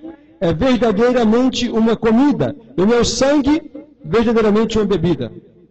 Portanto, verdadeiramente, tá? Mas vamos pegar ali, para vocês verem, ainda sobre a Eucaristia. No Evangelho escrito por São Lucas, um pouquinho atrás. São Lucas.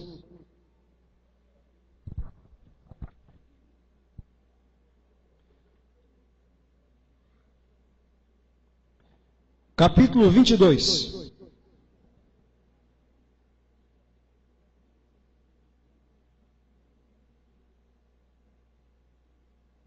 Capítulo 22, versículo 19 e seguintes.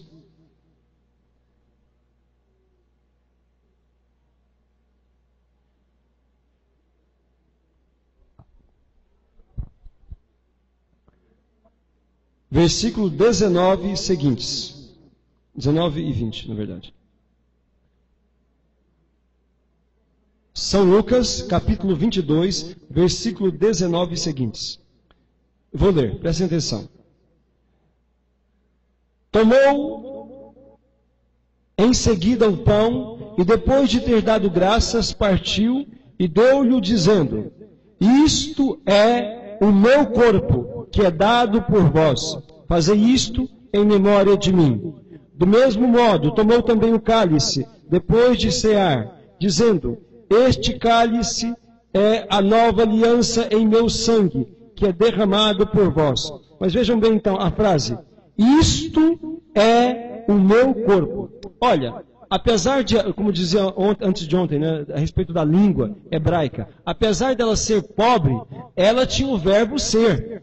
E o verbo com clareza que diz, o verbo também que diz que significa isto representa, isto simboliza. Existiam esses verbos. Se Jesus quisesse dizer que aquilo era apenas um simbolismo, que era apenas uma representação, existia palavras para designar isto. No entanto, ele diz com toda clareza, isto é o meu corpo, entendeu? Com toda clareza ele vai dizer, isto é meu corpo, isto é o cálice do meu sangue.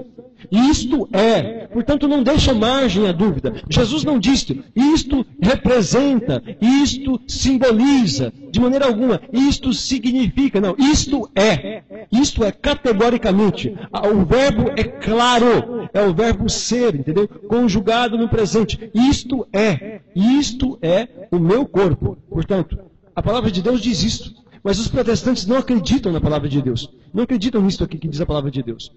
Aqui se atropelam. Eles vão dizer, não, é uma representação. Mas como representação se Jesus disse, isto é? E mandou os apóstolos fazerem aquilo lá. Ele disse, fazei isto em memória de mim. Por que Jesus mandou os apóstolos consagrarem o pão e transformarem na sua carne? Por que Jesus mandou os apóstolos consagrarem o vinho e transformarem no seu sangue? Por quê? E ele disse isto aos apóstolos, não disse isso ao povão, não. Então, os apóstolos foram ordenados sacerdotes, foram os primeiros bispos, os primeiros padres da igreja. Por que Jesus mandou eles consagrarem a sua carne e o seu sangue?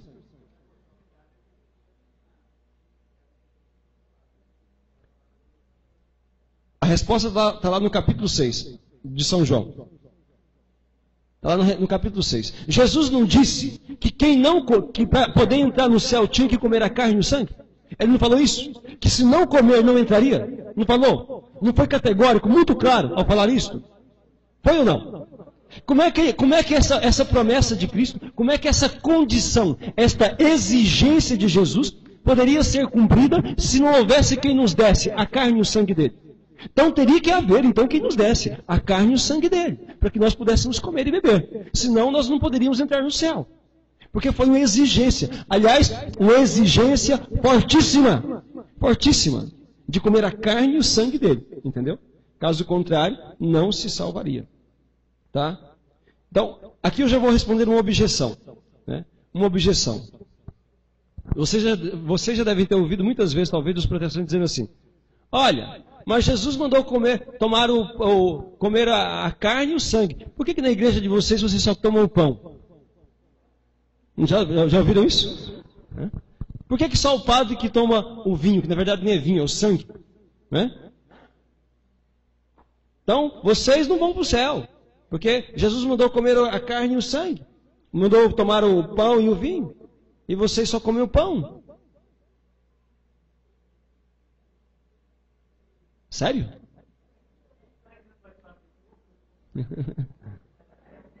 Mas ele vai dizer para você assim, o argumento é esse, não há corpo que não tenha sangue, mas ele vai dizer assim, então por que Jesus mandou comer os dois? Né? Então, vamos pegar lá, carta aos Coríntios. Como é que os apóstolos entenderam isso? Carta aos Coríntios. Primeira carta aos Coríntios. No capítulo 10. No capítulo 10,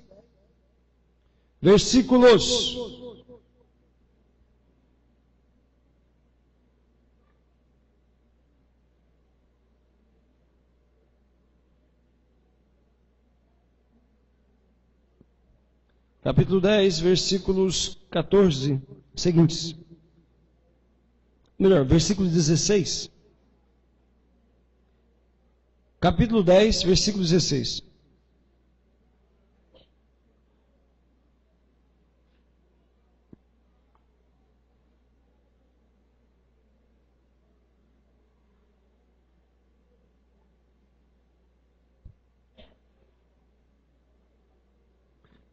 Desculpa, falei uma coisa aqui errada.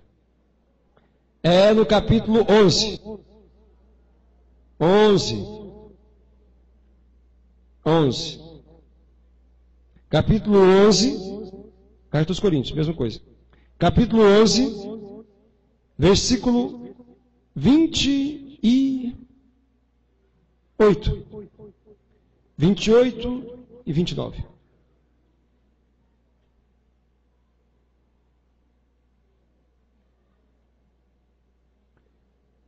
Primeira carta aos Coríntios, capítulo 11, versículo 28 e 29. Veja lá, vou ler.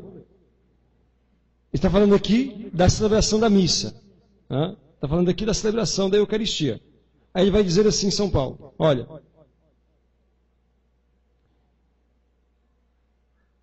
Que cada um se examine a si mesmo. Que cada um se examine a si mesmo, sua própria consciência. Eu gosto sempre de repetir essa palavra antes da comunhão. Que cada um examine a si mesmo. E assim coma deste pão e beba deste cálice. Aquele que o come e o bebe, sem distinguir o corpo do Senhor, come e bebe a sua própria condenação. Ele está dizendo aqui, quem come e bebe o corpo do Senhor, quem come e bebe o corpo do Senhor. Está entendendo? Ele fala do corpo, mas ele fala, come e bebe o corpo, indicando que o corpo a gente come e bebe. Entende? Na verdade, Jesus Cristo está totalmente presente, seja no seu corpo, seja no seu sangue. Podemos receber só uma espécie ou só a outra, ou só as duas. Eu gosto muito de dar as duas, mas não porque é incompleto dar uma ou dar outra, não. Tanto faz, entendeu? Nós recebemos somente o preciosíssimo corpo, somente o preciosíssimo sangue. É Cristo inteiro, total, entendeu? Come e bebe o corpo, tá entendendo? Come e bebe o corpo. Então, por essa passagem bíblica, você pode mostrar que nós comemos e bebemos a Eucaristia. Entende? Quando recebemos o corpo do Senhor. Está entendendo? Agora, pode-se dar também o corpo e o sangue. Não há problema nenhum. Mas não acrescenta nada nesse sentido. Entendeu? Não fica mais sagrado por isso, não. É o mesmo Deus. Deus é total, tanto numa espécie como na outra. É Jesus inteiro, tanto numa espécie como na outra. Está claro? Pois bem. Vamos passar da Santíssima Eucaristia para a confissão. Tinha mais coisas para dizer, mas não dá tempo. Infelizmente, o tempo foge, né? Então, vamos lá. A Igreja de Jesus Cristo tem confissão. Uma igreja que não tem confissão não é a Igreja de Jesus Cristo. Pega lá. Primeiro vamos lá no São Tiago. No capítulo 5, versículo 16. Carta de São Tiago. Primeira carta de São Tiago, porque só tem uma. Olha lá, pega lá. É a primeira carta de São Tiago, porque só existe uma. Capítulo 5, versículo 16.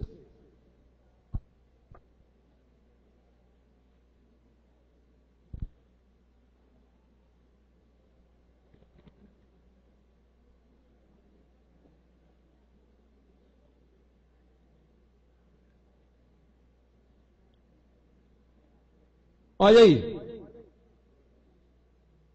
Primeira carta de... eu já estou falando errado. Carta de São Tiago, capítulo 5, versículo 16. Olha aí. Vou ler. Confessai os vossos pecados uns aos outros, e orai uns pelos outros para serdes curados. Aqui fala, confessai os vossos pecados uns aos outros. Como é que a gente deve interpretar isso? Quer dizer que eu posso chamar alguém aqui, ó, eu vou contar meus pecados para você, entendeu? E é assim. Devemos confessar uns aos outros. Mas, agora, aqui que vem a interpretação correta. Senão a gente faz igual os protestantes, interpreta tudo errado. Entendeu? Confessar uns aos outros quer dizer que todos têm que se confessar. E quem vai confessar tem que confessar para alguém. Só que o alguém para quem nós vamos confessar, ele tem que ter o poder de nos absolver dos pecados. E quem tem esse poder? Quem recebeu esse poder para absolver os pecados? Somente os sacerdotes. Então tem que se confessar uns aos outros também. Hoje mesmo eu tive uma graça muito grande, né? Veio o padre aqui visitar aqui, o padre Davi, que era o padre daqui. Aí eu aproveitei e confessei com ele. Toda semana eu confesso. Então, ó, eu ia procurar confessar com algum sacerdote. Toda semana eu vou confessar. Então hoje, Nossa Senhora mandou o padre. Então, quer dizer, eu confesso, todo sacerdote confessa, os bispos confessam, o Papa confessa. Entendeu? Então confessai uns aos outros. Mas confessai a quem pode te absolver. Entendeu? A quem pode te absolver. Então, lá no capítulo, vamos agora, então. Quem pode absolver? Quem recebeu o poder de perdoar? Entendeu? Quem recebeu esse poder? Vamos ver. No capítulo, Evangelho escrito por São João, capítulo 20. Evangelho escrito por São João, capítulo 20.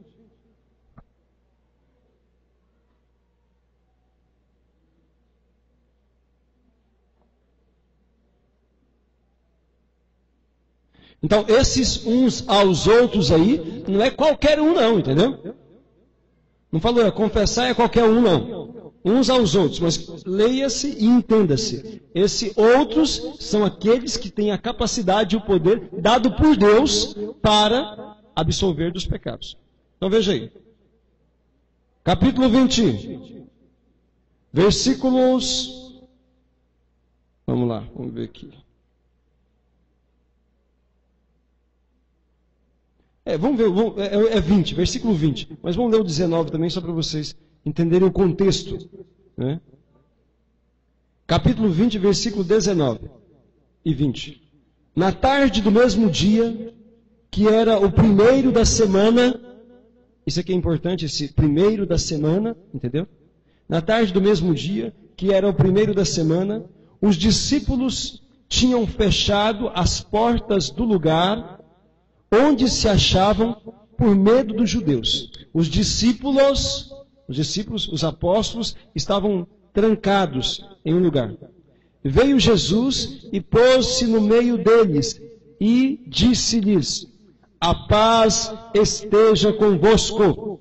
Jesus aparece então, ele entra lá, passa lá pela parede, como estava explicando. Ele se coloca as portas estavam trancadas, e Jesus se coloca no meio deles. E se colocando no meio deles, diz essa palavra aos apóstolos: a paz esteja convosco. Dito isto, mostrou-lhes as mãos e o lado. Jesus mostrou as mãos e o lado. Os discípulos alegraram-se ao ver o Senhor. Disse-lhes outra vez: a paz esteja convosco. Veja que os padres receberam a paz duas vezes, né? Porque tem que ter mais paz e mais paciência. Porque o povo dá trabalho, viu? Então tem que ter muita paz e muita paciência para poder cuidar. Olha lá. Disse-lhe outra vez: a paz esteja convosco. Como o Pai me enviou, assim também eu vos envio a vós.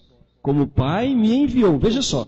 Jesus, ele transmite a missão que ele recebeu do Pai, ele transmite aos apóstolos. E Jesus recebeu a missão de quê? De nos salvar.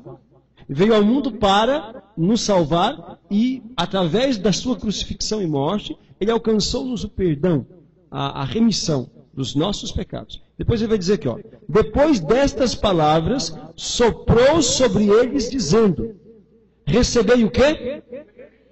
O Espírito Santo. Recebei. Jesus deu aos apóstolos, ele deu aos apóstolos, entendeu? O poder do Espírito Santo. Ele comunicou a missão dele mesmo, a missão que ele recebeu do Pai. Assim como o Pai me enviou, eu também vos envio a vós. Recebam o poder do Espírito Santo. Então Cristo deu a eles o poder. Não foi a qualquer pessoa. Deu aos seus apóstolos, entendeu? O poder do Espírito Santo. Tá? Dizendo-lhes: recebei o Espírito Santo. Aqueles a quem perdoardes os pecados, ser-lhes-ão perdoados. Aqueles a quem os retiverdes, ser-lhes-ão retidos. Deu ou não o poder de perdoar o pecado? A quem? Aos apóstolos. A ele, aos apóstolos. Agora, vejam bem. Aos católicos ignorantes, aos protestantes e aos descrentes ou aos desentendidos. Prestem bem atenção. Jesus, ele mandou confessar, aqui a palavra de Deus manda confessar, confessai os vossos pecados, e deu-nos também a quem devemos confessar. Jesus deu aos apóstolos o poder de perdoar os pecados em nome dele. O pecado de quem vocês perdoar está perdoado. De quem vocês não perdoar, também não está perdoado. Entendeu? Portanto, a confissão, Jesus estabeleceu a confissão com os sacerdotes. Não é a confissão direto para Deus, não. Entende? Quando eu quero confessar, todo dia no meu quarto eu confesso direto para Deus. Quando eu quero confessar, eu vou debaixo de um pé de árvore e confesso. Mas Deus não deixou, não foi assim. Deus não estabeleceu a confissão, não foi assim. Se Deus quisesse que a confissão fosse direto para Ele, Ele teria deixado desse jeito. Ele teria dito assim: olha, quando quiserdes confessar, olhai para o céu e confessai para mim, que eu perdoarei os vossos pecados. Foi isso que Deus disse? Não foi não, entendeu? Se alguém acredita na Bíblia, aqueles que acreditam na palavra de Deus, devem obedecê-la. Deus deixou o sacramento da confissão e confiou aos sacerdotes, entendeu? Este poder, ele deu a eles, como diz aqui a Bíblia, o poder do Espírito Santo para perdoar os pecados. Quem não acredita nisto, não acredita na Bíblia, não acredita na palavra de Deus. Está entendendo? Isto sirva para todos os católicos que são aí meio protestantizados, né? Que não se confessam. Outro dia a pessoa falando: o católico, que dizia católico, vou confessar com o padre, eu confesso direto para Deus. Assim, mas como é que você vai confessar direto para Deus se Deus não quis estabelecer assim a confissão? Como é que você despreza a palavra de Deus, uma vez que Ele deu aos sacerdotes o poder de perdoar o pecado em nome dele? Como é que você despreza a palavra de Deus? Você não é mais do que a palavra de Deus. Seja humilde, entendeu? Todos nós devemos nos confessar. Nós, padres, os bispos, o Papa também confessa, entendeu? Todo mundo. Porque não tem ninguém que não tenha falha, entende? Pode não ter tantas, uns têm mais, outros têm menos, mas falha todo mundo tem, entendeu? O Papa João Paulo II era um homem santo, um homem muito santo, entendeu? Pense no homem santo. O Papa João Paulo II, entendeu? Confessava 2 vezes na semana. 2 vezes na semana. É isso que eu fico impressionado com o povo. Eu não entendo um católico, eu não entendo uma pessoa que diz que acredita na palavra de Deus, que fica meses, anos sem se confessar. Meu povo, o que vocês estão fazendo? Vocês não querem ir para o céu, não? Não, olha, quem quer ir para o céu, sabe, se purifica, se liberta do pecado. Porque quem morre com o pecado vai para o inferno, entendeu? Porque diz a Bíblia que nada de impuro entra no céu. Nós temos que nos confessar. Nós precisamos do perdão de Deus, entendeu? Nós temos necessidade, porque nós somos pecadores. E Deus deixou a confissão foi para isto. Se não fosse necessário confessar, Deus não teria instituído o sacramento da confissão. Ele não teria dado aos apóstolos o poder de perdoar os pecados. É necessária a confissão, entendeu? Então, a igreja de Jesus Cristo, ela tem confissão. A igreja que não tem a confissão não é a igreja de Jesus Cristo. Estão entendendo? Tá? Eu teria outras coisas para dizer, mas não vai dar tempo. Olha, amanhã nós vamos continuar. Veja bem, eu vou deixar ainda um espaçozinho. Eu peço aí, vamos ter só 10 minutos, viu, para as perguntas. Porque o assunto de hoje eram muitos pontos, mas amanhã eu vou continuar, tá bom? De qualquer forma, a respeito desses pontos que nós falamos hoje, tem alguma pergunta? Existe algum pecado que o senhor não perdoa ainda? Se existe algum pecado que não tem perdão, é isso que você perguntou? Ou que eu não perdoei? Já existiu pecado que eu não perdoei. Existiu. Mas não perdoei por quê? Porque a pessoa não estava arrependida. Porque para você dar absolvição, a pessoa ela tem que estar arrependida. Se ela não estiver arrependida, você não pode perdoar. Porque mesmo se o padre dissesse, eu te perdoo, era inválido, entendeu? Inválida a absolvição. Eu pergunto para a pessoa, por exemplo, eu falo, ó, a pessoa faltou a missa dos domingos, está faltando. Eu quando atendo confissão, normalmente eu faço isso. Eu pergunto, você está disposto a ser fiel daqui para frente? Está disposto a participar da missa todos os domingos? Se a pessoa falar não, eu não vou perdoar, ué. Não vou não. Vamos ver, vou pensar. Então você pensa primeiro, depois você vem confessar. Entende? Então, ó, você está disposto a largar as novelas? Não, vou largar não. Então, não posso te perdoar. Você não está arrependido? Não está arrependido, entendeu? A pessoa vem falar sobre o namoro escandaloso. Olha, padre, eu estou tendo relacionamento com a minha namorada, estou tendo relação sexual com ela. Mas você está arrependido disso? Você está disposto a largar isso? Claro que primeiro eu explico que isso é pecado, que isso não deve ser assim, porque isso é contra a lei de Deus, que isso prejudica você mesmo e os outros, etc. E pergunto, você está disposto a deixar o pecado? Não, todo mundo faz isso, então não posso perdoar. Então já aconteceu comigo, foram poucas vezes, na verdade. Muito poucas vezes, mas já aconteceu. Perguntar à pessoa, você está disposto então a deixar esse pecado? Não. Então, eu vou e falo de novo, né? Insisto, olha, mas você tem certeza? Você prefere ficar sem Jesus? Não, você não está disposto a largar isso, não? Não, eu não estou disposto, não. Então, a largar isso, não estou, não. Então por que você veio confessar? Por quê? Por que confessar? É porque todo mundo confessa, né? Não. Mas a pessoa não estava arrependida, entende? Então, se não está arrependido, o padre não pode absolver.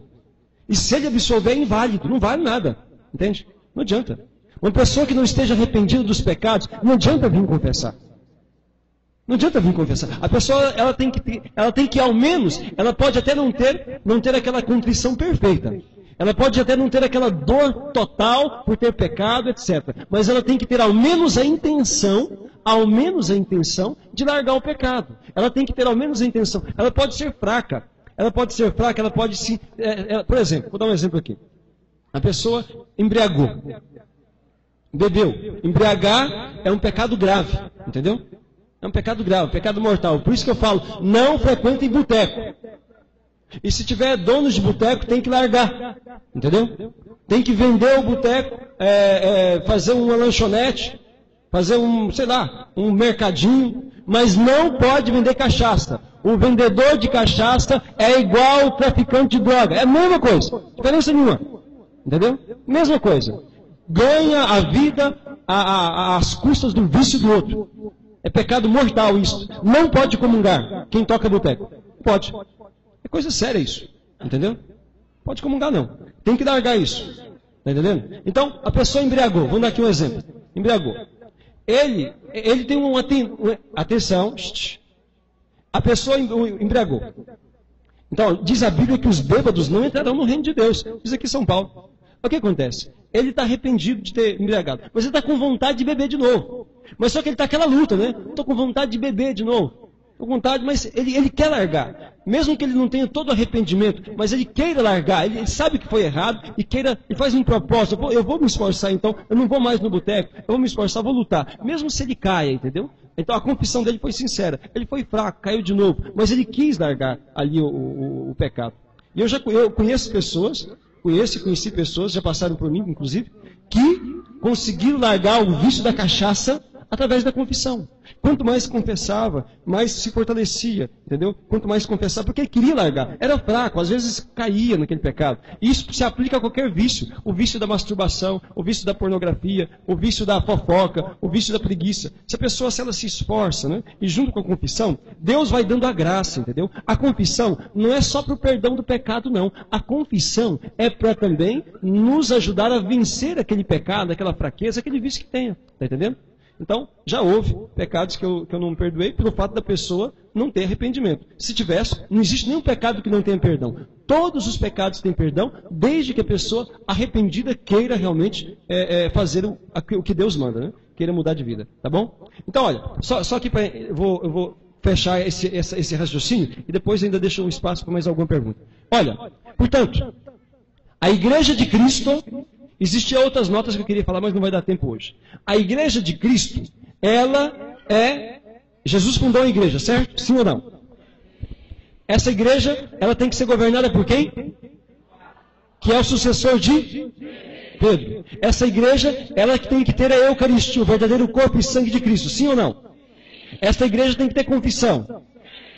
Qual a igreja que é governada pelo Papa? Que tem Eucaristia, que tem confissão e que tem o amor de Nossa Senhora. Então eles falam assim, mas não tem escrito na Bíblia Igreja Católica. Não precisa. Basta ter os elementos que compõem a Igreja Católica, entendeu? Não tem um nome católico. Não precisa ter um nome católico, não. Basta saber que a Igreja de Cristo ela é governada pelo Papa, que ela tem confissão, que ela tem a missa, a confissão, que ela tem a Eucaristia, não é? Que ela tem o amor a Nossa Senhora, aos santos. Que a Igreja de Cristo, ela existe há 2000 anos. A Igreja de Cristo existe há 2000 anos. Aqui você entra numa questão de história. Você pode pegar mesmo um historiador que seja ateu, ou um historiador que seja protestante, se for honesto, ele vai dizer para você, qual é a única igreja que vem desde a época de Cristo? Somente a Igreja Católica, entendeu? Nenhuma igreja protestante que vocês têm conhecimento aqui tem 2000 anos não, entendeu? Então, e quem fundou a Igreja Católica foi quem? Jesus Cristo. Eu edificarei a minha igreja. Foi ele quem fundou, foi ele quem deu ali as bases, os alicerces da organização da igreja, foi ele quem confiou a missão, foi ele quem deu a graça para batizar, para poder pregar, para poder perdoar os pecados, para poder consagrar o seu corpo e seu sangue. Foi Cristo. Não foi ser humano nenhum, não. Não foi o Papa que inventou isso, não, entendeu? Foi Cristo quem estabeleceu e que confiou à igreja, entendeu? Aos seus sucessores, aos sucessores dos seus apóstolos, a missão de conduzir o rebanho, de lhes anunciar a verdade e de lhes comunicar a graça de Deus para que se salvem. Portanto, a Igreja de Cristo é assim. Olha, a primeira igreja protestante, ela surgiu com Lutero, há 500 anos atrás. Então, quem fundou a igreja protestante foi o Lutero. O protestantismo, vamos dizer assim, iniciou o movimento protestante, a Revolução Protestante foi Lutero. Depois dele veio John Calvino, os calvinistas, né? Veio os presbiterianos com John Wesley, veio depois lá os anglicanos com o rei Henrique VIII, entendeu? Aí veio os pentecostais.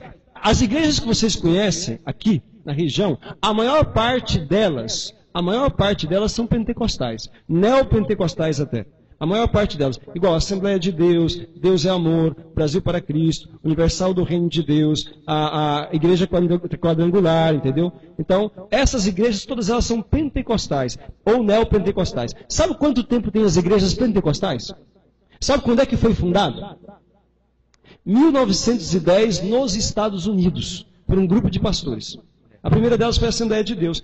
A Assembleia de Deus é pentecostal. Deus é Amor, ou Universal do Reino de Deus é Adventista é outra coisa. Eu vou dizer depois a respeito. Mas também foi fundada há pouco tempo, a Adventista. Não é? Tá? Justo. Oi. Vem de Pentecostes, que manifesta, segundo eles, pretensamente, os dons do Espírito Santo. Não é? Os dons do Espírito Santo. Então, que exalta ali os dons do Espírito Santo. Pentecostes, eles falaram em línguas, tiveram manifestações, etc. Pentecostal, os dons de Pentecostes, é isso. Agora, existem os dons de orar em línguas, tudo isso existe. Mas Pentecostal vem os protestantes usam, os neopentecostais usam então o nome pentecostal por conta desse. É um estilo de seita, um estilo de religião em que se exalta muito a figura do Espírito Santo e que se quer, à custa das curas, dos milagres, exorcismos e coisas extraordinárias, então prender a atenção e conduzir os fiéis. Pois bem, veja bem, a primeira igreja protestante foi com Martinho Lutero. A maioria dessas igrejas que vocês conhecem, elas têm menos de 50 anos de fundação. A Universal do Reino de Deus, ela foi fundada em 1978, 30 anos atrás, pelo conhecidíssimo pilantra Edir Macedo, entendeu? Olha lá, entendeu? Conhecidíssimo. Então, a empresa, sabe? Olha, veja bem. Não, o que é impressionante, irmãos, a coisa é tão escancarada. O que eu fico mais impressionado é como é que muitas pessoas vão nessas coisas. Qualquer pessoa de bom senso que assiste um culto desse, você vê, é uma arrancação de dinheiro. Todas as bênçãos têm um preço. Então, a bênção maior é R$500, a outra é 100, a outra é 50. Então, é assim, entendeu? Tá?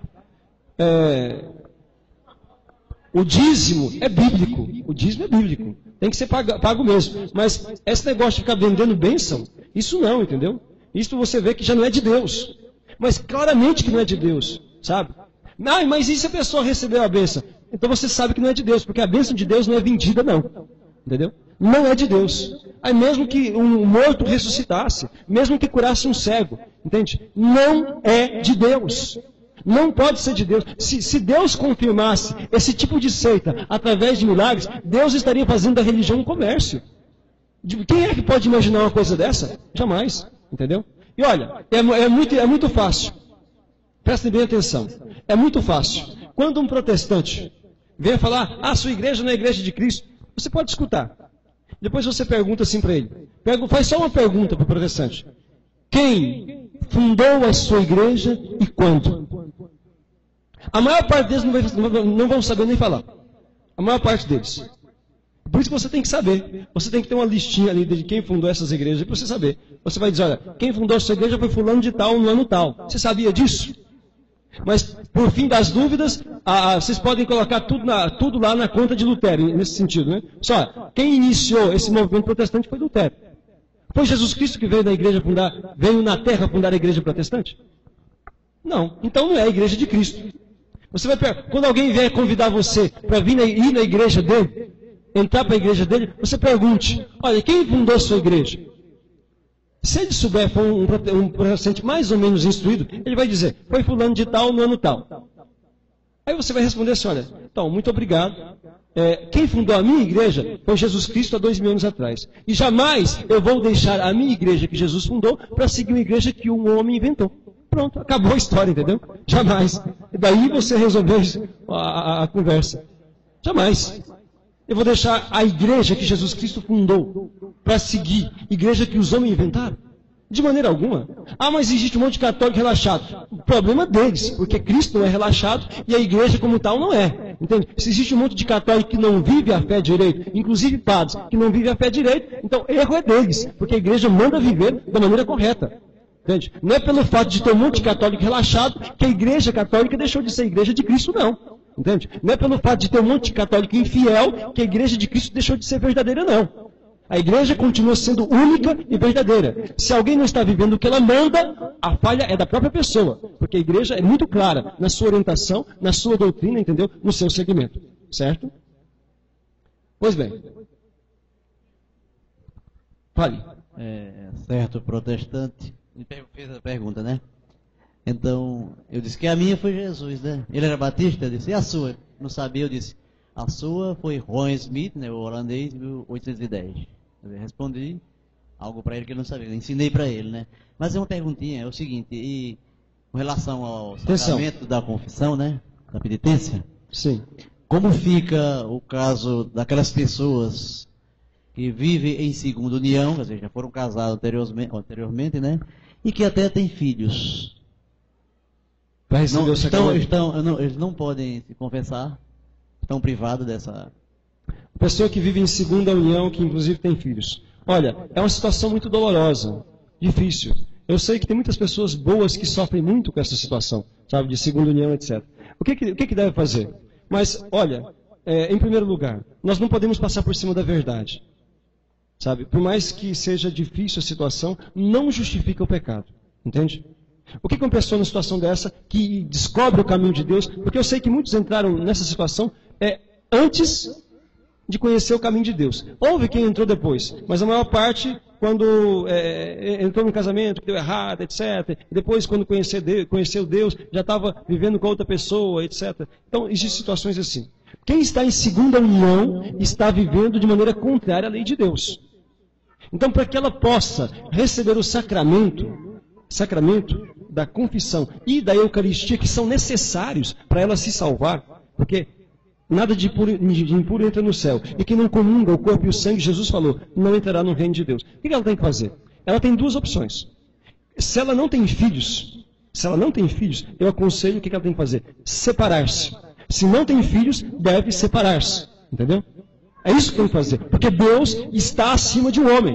Deus vale mais do que um homem. Deus vale mais do que uma mulher. E quem não tem a capacidade de colocar Deus acima de um homem ou de uma mulher, não tem fé. E não vai se salvar. Entendeu? Agora, e se tem filhos? E se tem filhos? É uma situação. Vamos mandar separar? Como é que é? A criança não tem culpa. A criança tem direito de ter pai e de ter mãe. Entendeu? O que faz numa situação dessa? Se querem viver a fé, eles têm a opção que é o seguinte, que não é fácil, mas é possível. Eu conheço muitos casais que vivem assim, que depois que descobriram a fé e viram que a situação era errada, eles começaram a viver assim. Viver como irmãos. Viver na mesma casa, separa o quarto, cada um vive no seu quarto, entendeu? E cuida dos filhos, normal. Entendeu? Cuida dos filhos, sabe? É difícil? É difícil. Não é fácil, não. Mas eu digo para vocês que a pessoa que confessa e comunga, ela encontra forças em Deus para poder vencer a tentação.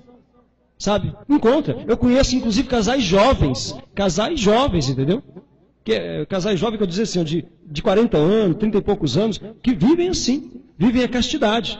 Porque são de segunda união. E têm filhos, então não querem, realmente, eu até aconselharia de não abandonar os filhos, mas que vivessem. O amor deles a Deus é maior e ajuda-os a viver nesta graça de Deus. Entendeu?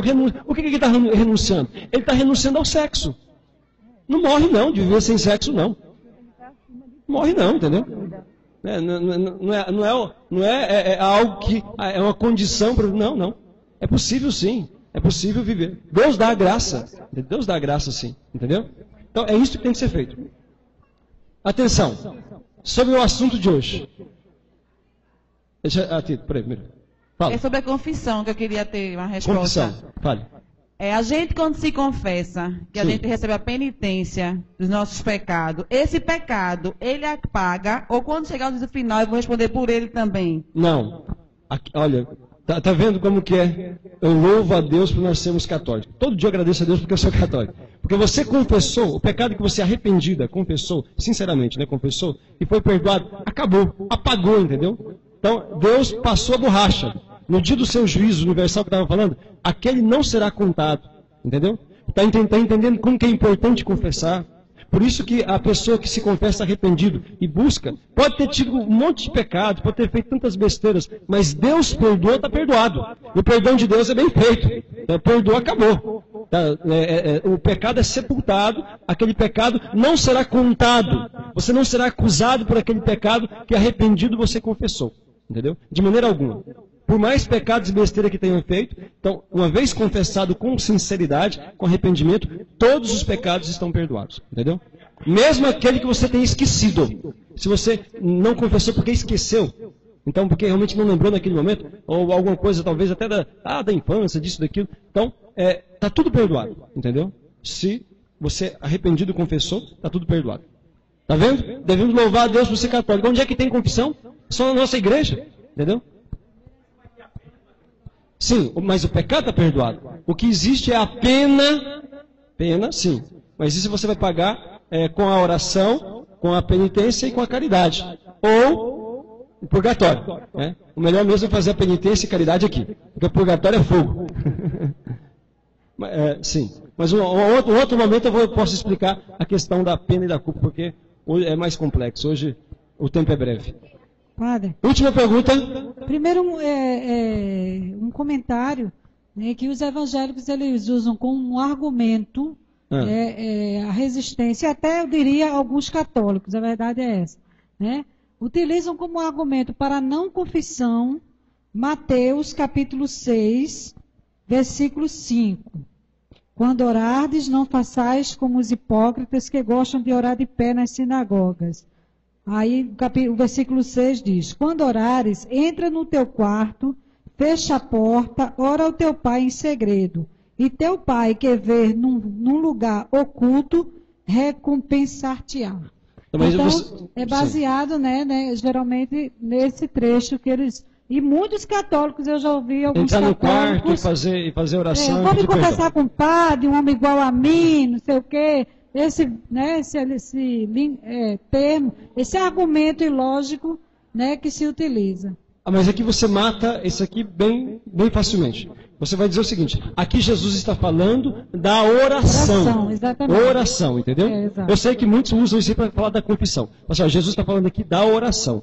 A confissão, a Bíblia manda confessar, e você cita os trechos que manda confessar. Por exemplo, São Tiago, né? Confessai os vossos pecados. E depois, a Bíblia mesmo nos mostra o meio pelo qual nós receberemos o perdão. E você cita São João 20:20, aonde fala que os sacerdotes receberam o poder de perdoar os pecados em nome de Deus, entendeu? Então você vai dizer, olha, isso aqui refere-se à confissão. Porque a oração, porque a confissão deve ser feita às pessoas.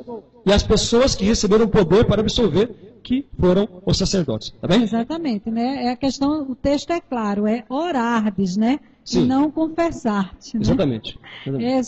O senhor colocou aí dizendo que, na hora que o senhor estava fazendo a colocação, o senhor disse assim, quem não comunga, quem se afasta da comunhão, quem, né, não tem oportunidade de comungar, o que seja, né, não tem a graça, né, da salvação.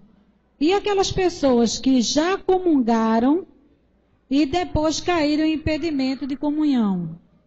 Como fica? As pessoas elas devem viver em comunhão. Então, isso se refere ao presente. Jesus fala, quem não come a minha carne. Não apenas quem não comeu, é quem não come. Então, a pessoa deve viver em comunhão e morrer em comunhão para se salvar. É simples o raciocínio. É o seguinte, comunhão, na verdade, é o nome desse estado de união entre mim e Cristo. Quando eu recebo a Eucaristia, Jesus fala em São João, no capítulo 6, versículo 51, o seguinte. Quando eu recebo a Eucaristia, Jesus fala, quem come minha carne e bebe meu sangue permanece em mim e eu nele. Isto é comunhão, união, né? Então, se eu estou vivendo nesta comunhão, recebendo a Eucaristia, e se eu morro nesta comunhão com Cristo, esta comunhão continua. Esta união com Cristo continua para sempre. Chama-se céu. Né? Céu, salvação eterna. Se eu não tenho comunhão, por que eu não comungo? Porque eu estou com algum pecado. Estou vivendo em pecado, numa situação de pecado.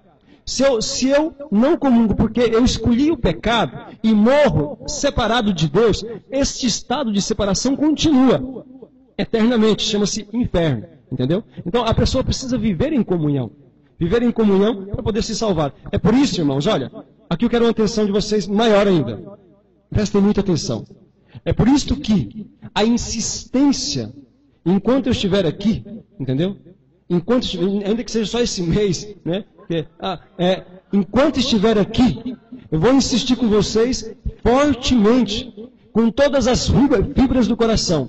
Olha, aquilo que São Paulo falava na Sagrada Escritura, deixai-vos reconciliar com Deus, vivam na comunhão com Cristo, renuncia ao que for necessário, a todo pecado. Nós precisamos ir para o céu. Deus nos criou para o céu, mas para que a gente se salve, é necessário que a gente renuncie ao pecado. Então, não se apegue ao pecado, não. Por difícil que seja, por assim custoso que seja, confesse-se, entendeu? Deus quer a sua felicidade e a sua salvação. Nós temos que viver na comunhão. Isso não é invenção do Padre Rodrigo, não, entendeu? É isto que diz a palavra de Deus. Quem não come a carne, não bebe o sangue, não se salva, entendeu? Então a gente precisa viver na comunhão com Cristo. Caso contrário, a gente não pode se salvar. Está entendendo? Então, olha, se alguém tem alguma dificuldade particular, venha falar com o padre. O padre vai orientar. Mas, de maneira geral, irmãos, olha, renunciem a todo pecado. Não entrem, vocês, não entrem no ritmo, no pensamento desse mundo ateu. No pensamento desse mundo que perdeu a fé, entendeu? A grande parte das pessoas perderam a fé, infelizmente. Essa filosofia do mundo moderno, transmitido pela televisão, especialmente pelas novelas, por determinados filmes e programas, é uma filosofia ateia, pagã, de pecado, entendeu? Que leva as pessoas a desprezarem a lei de Deus e abraçarem o pecado que condena. Então não se guiem por isto. Nós, cristãos, católicos, que acreditamos na palavra de Deus, devemos nos guiar por ela, entendeu? Pela palavra de Deus, porque Deus nos dá aqui todas as orientações para que nós possamos alcançar a salvação. Vivam na graça de Deus, a fim de que vocês se salvem. Confessem-se com frequência, pelo menos uma vez no mês. Comunguem para que possam se salvar. Amém? Olha, a irmã está perguntando se os protestantes recebem o Espírito Santo.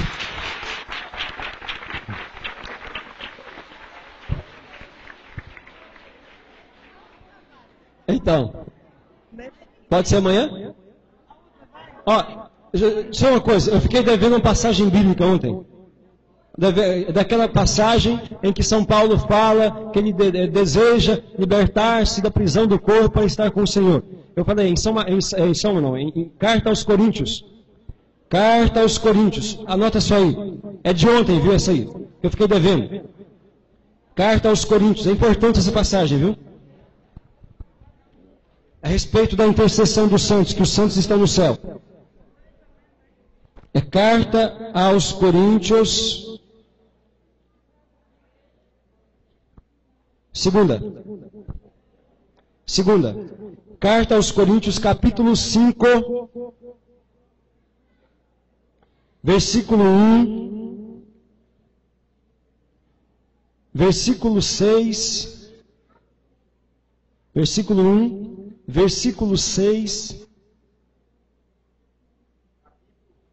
capítulo 5. Segunda carta aos Coríntios, capítulo 5, versículo 1, versículo 6 e também o versículo 9. Tá? Tem lá também. 9 e 10. 9 e 10. Tá aí. Aí fala São Paulo falando que queria libertar do corpo para estar com Cristo. Tá bom? Então, ó, tá já passou da nossa hora 20 minutos. Amanhã a gente faz, tá bom? Mais perguntas.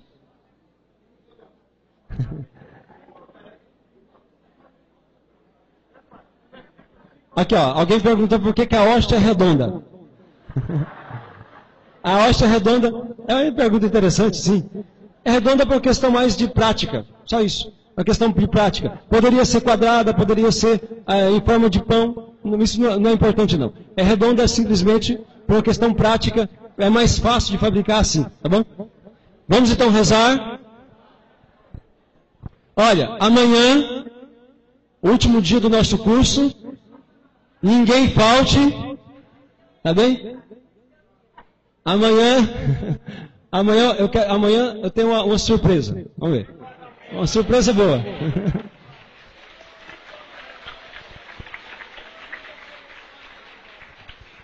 Então, amanhã nós vamos tirar o restante das dúvidas. Vamos falar ainda da questão do céu, do inferno, do purgatório, tá bem? E vamos terminar alguns pontos que hoje não foi possível. Veja, o tempo passa depressa, né? Fica pouco tempo para a gente poder ver tudo. Mas amanhã a gente vai fazer um fechamento assim nesse curso relâmpago. E, atenção, quem não deu um nome para o curso, eu peço que ainda dê, por favor. Passa ali fora, deixe o nome lá, tá bem? E amanhã, às 5 horas da manhã, aos corajosos... Ah, não, desculpa. Peraí. Amanhã, às 5 horas da manhã, lá na Graça. Na Capela das Graças tem a procissão da penitência. Sábado é aqui na Matriz. Tá bem? Vamos então receber a bênção. O Senhor esteja convosco. Pela intercessão da bem-aventurada sempre Virgem Maria, de todos os anjos e santos, abençoe-vos o Deus Todo-Poderoso, o Pai, Filho e Espírito Santo. Amém. Eu vou dar uma tarefa de casa para vocês. Olha, leiam em casa amanhã a carta de São Tiago. A carta de São Tiago. Quem tiver tempo, leia também a carta de São Pedro. Depois eu vou explicar por quê. São muito instrutivas. A carta de São Tiago, que tem só 5 capítulos, só 2 folhas. A carta de São Pedro, que tem só 3 folhas. Tá bom? Leiam para amanhã. Tá? Então até amanhã, se Deus quiser. Não falte ninguém. Traga o restante do povo também. Quem tiver alguma pergunta, elabore e traga amanhã. Tá bom? Não se esqueça que Jesus está presente. Ajoelhem-se antes de sair, cumprimentando Jesus. Silêncio dentro da igreja, lá fora a gente conversa.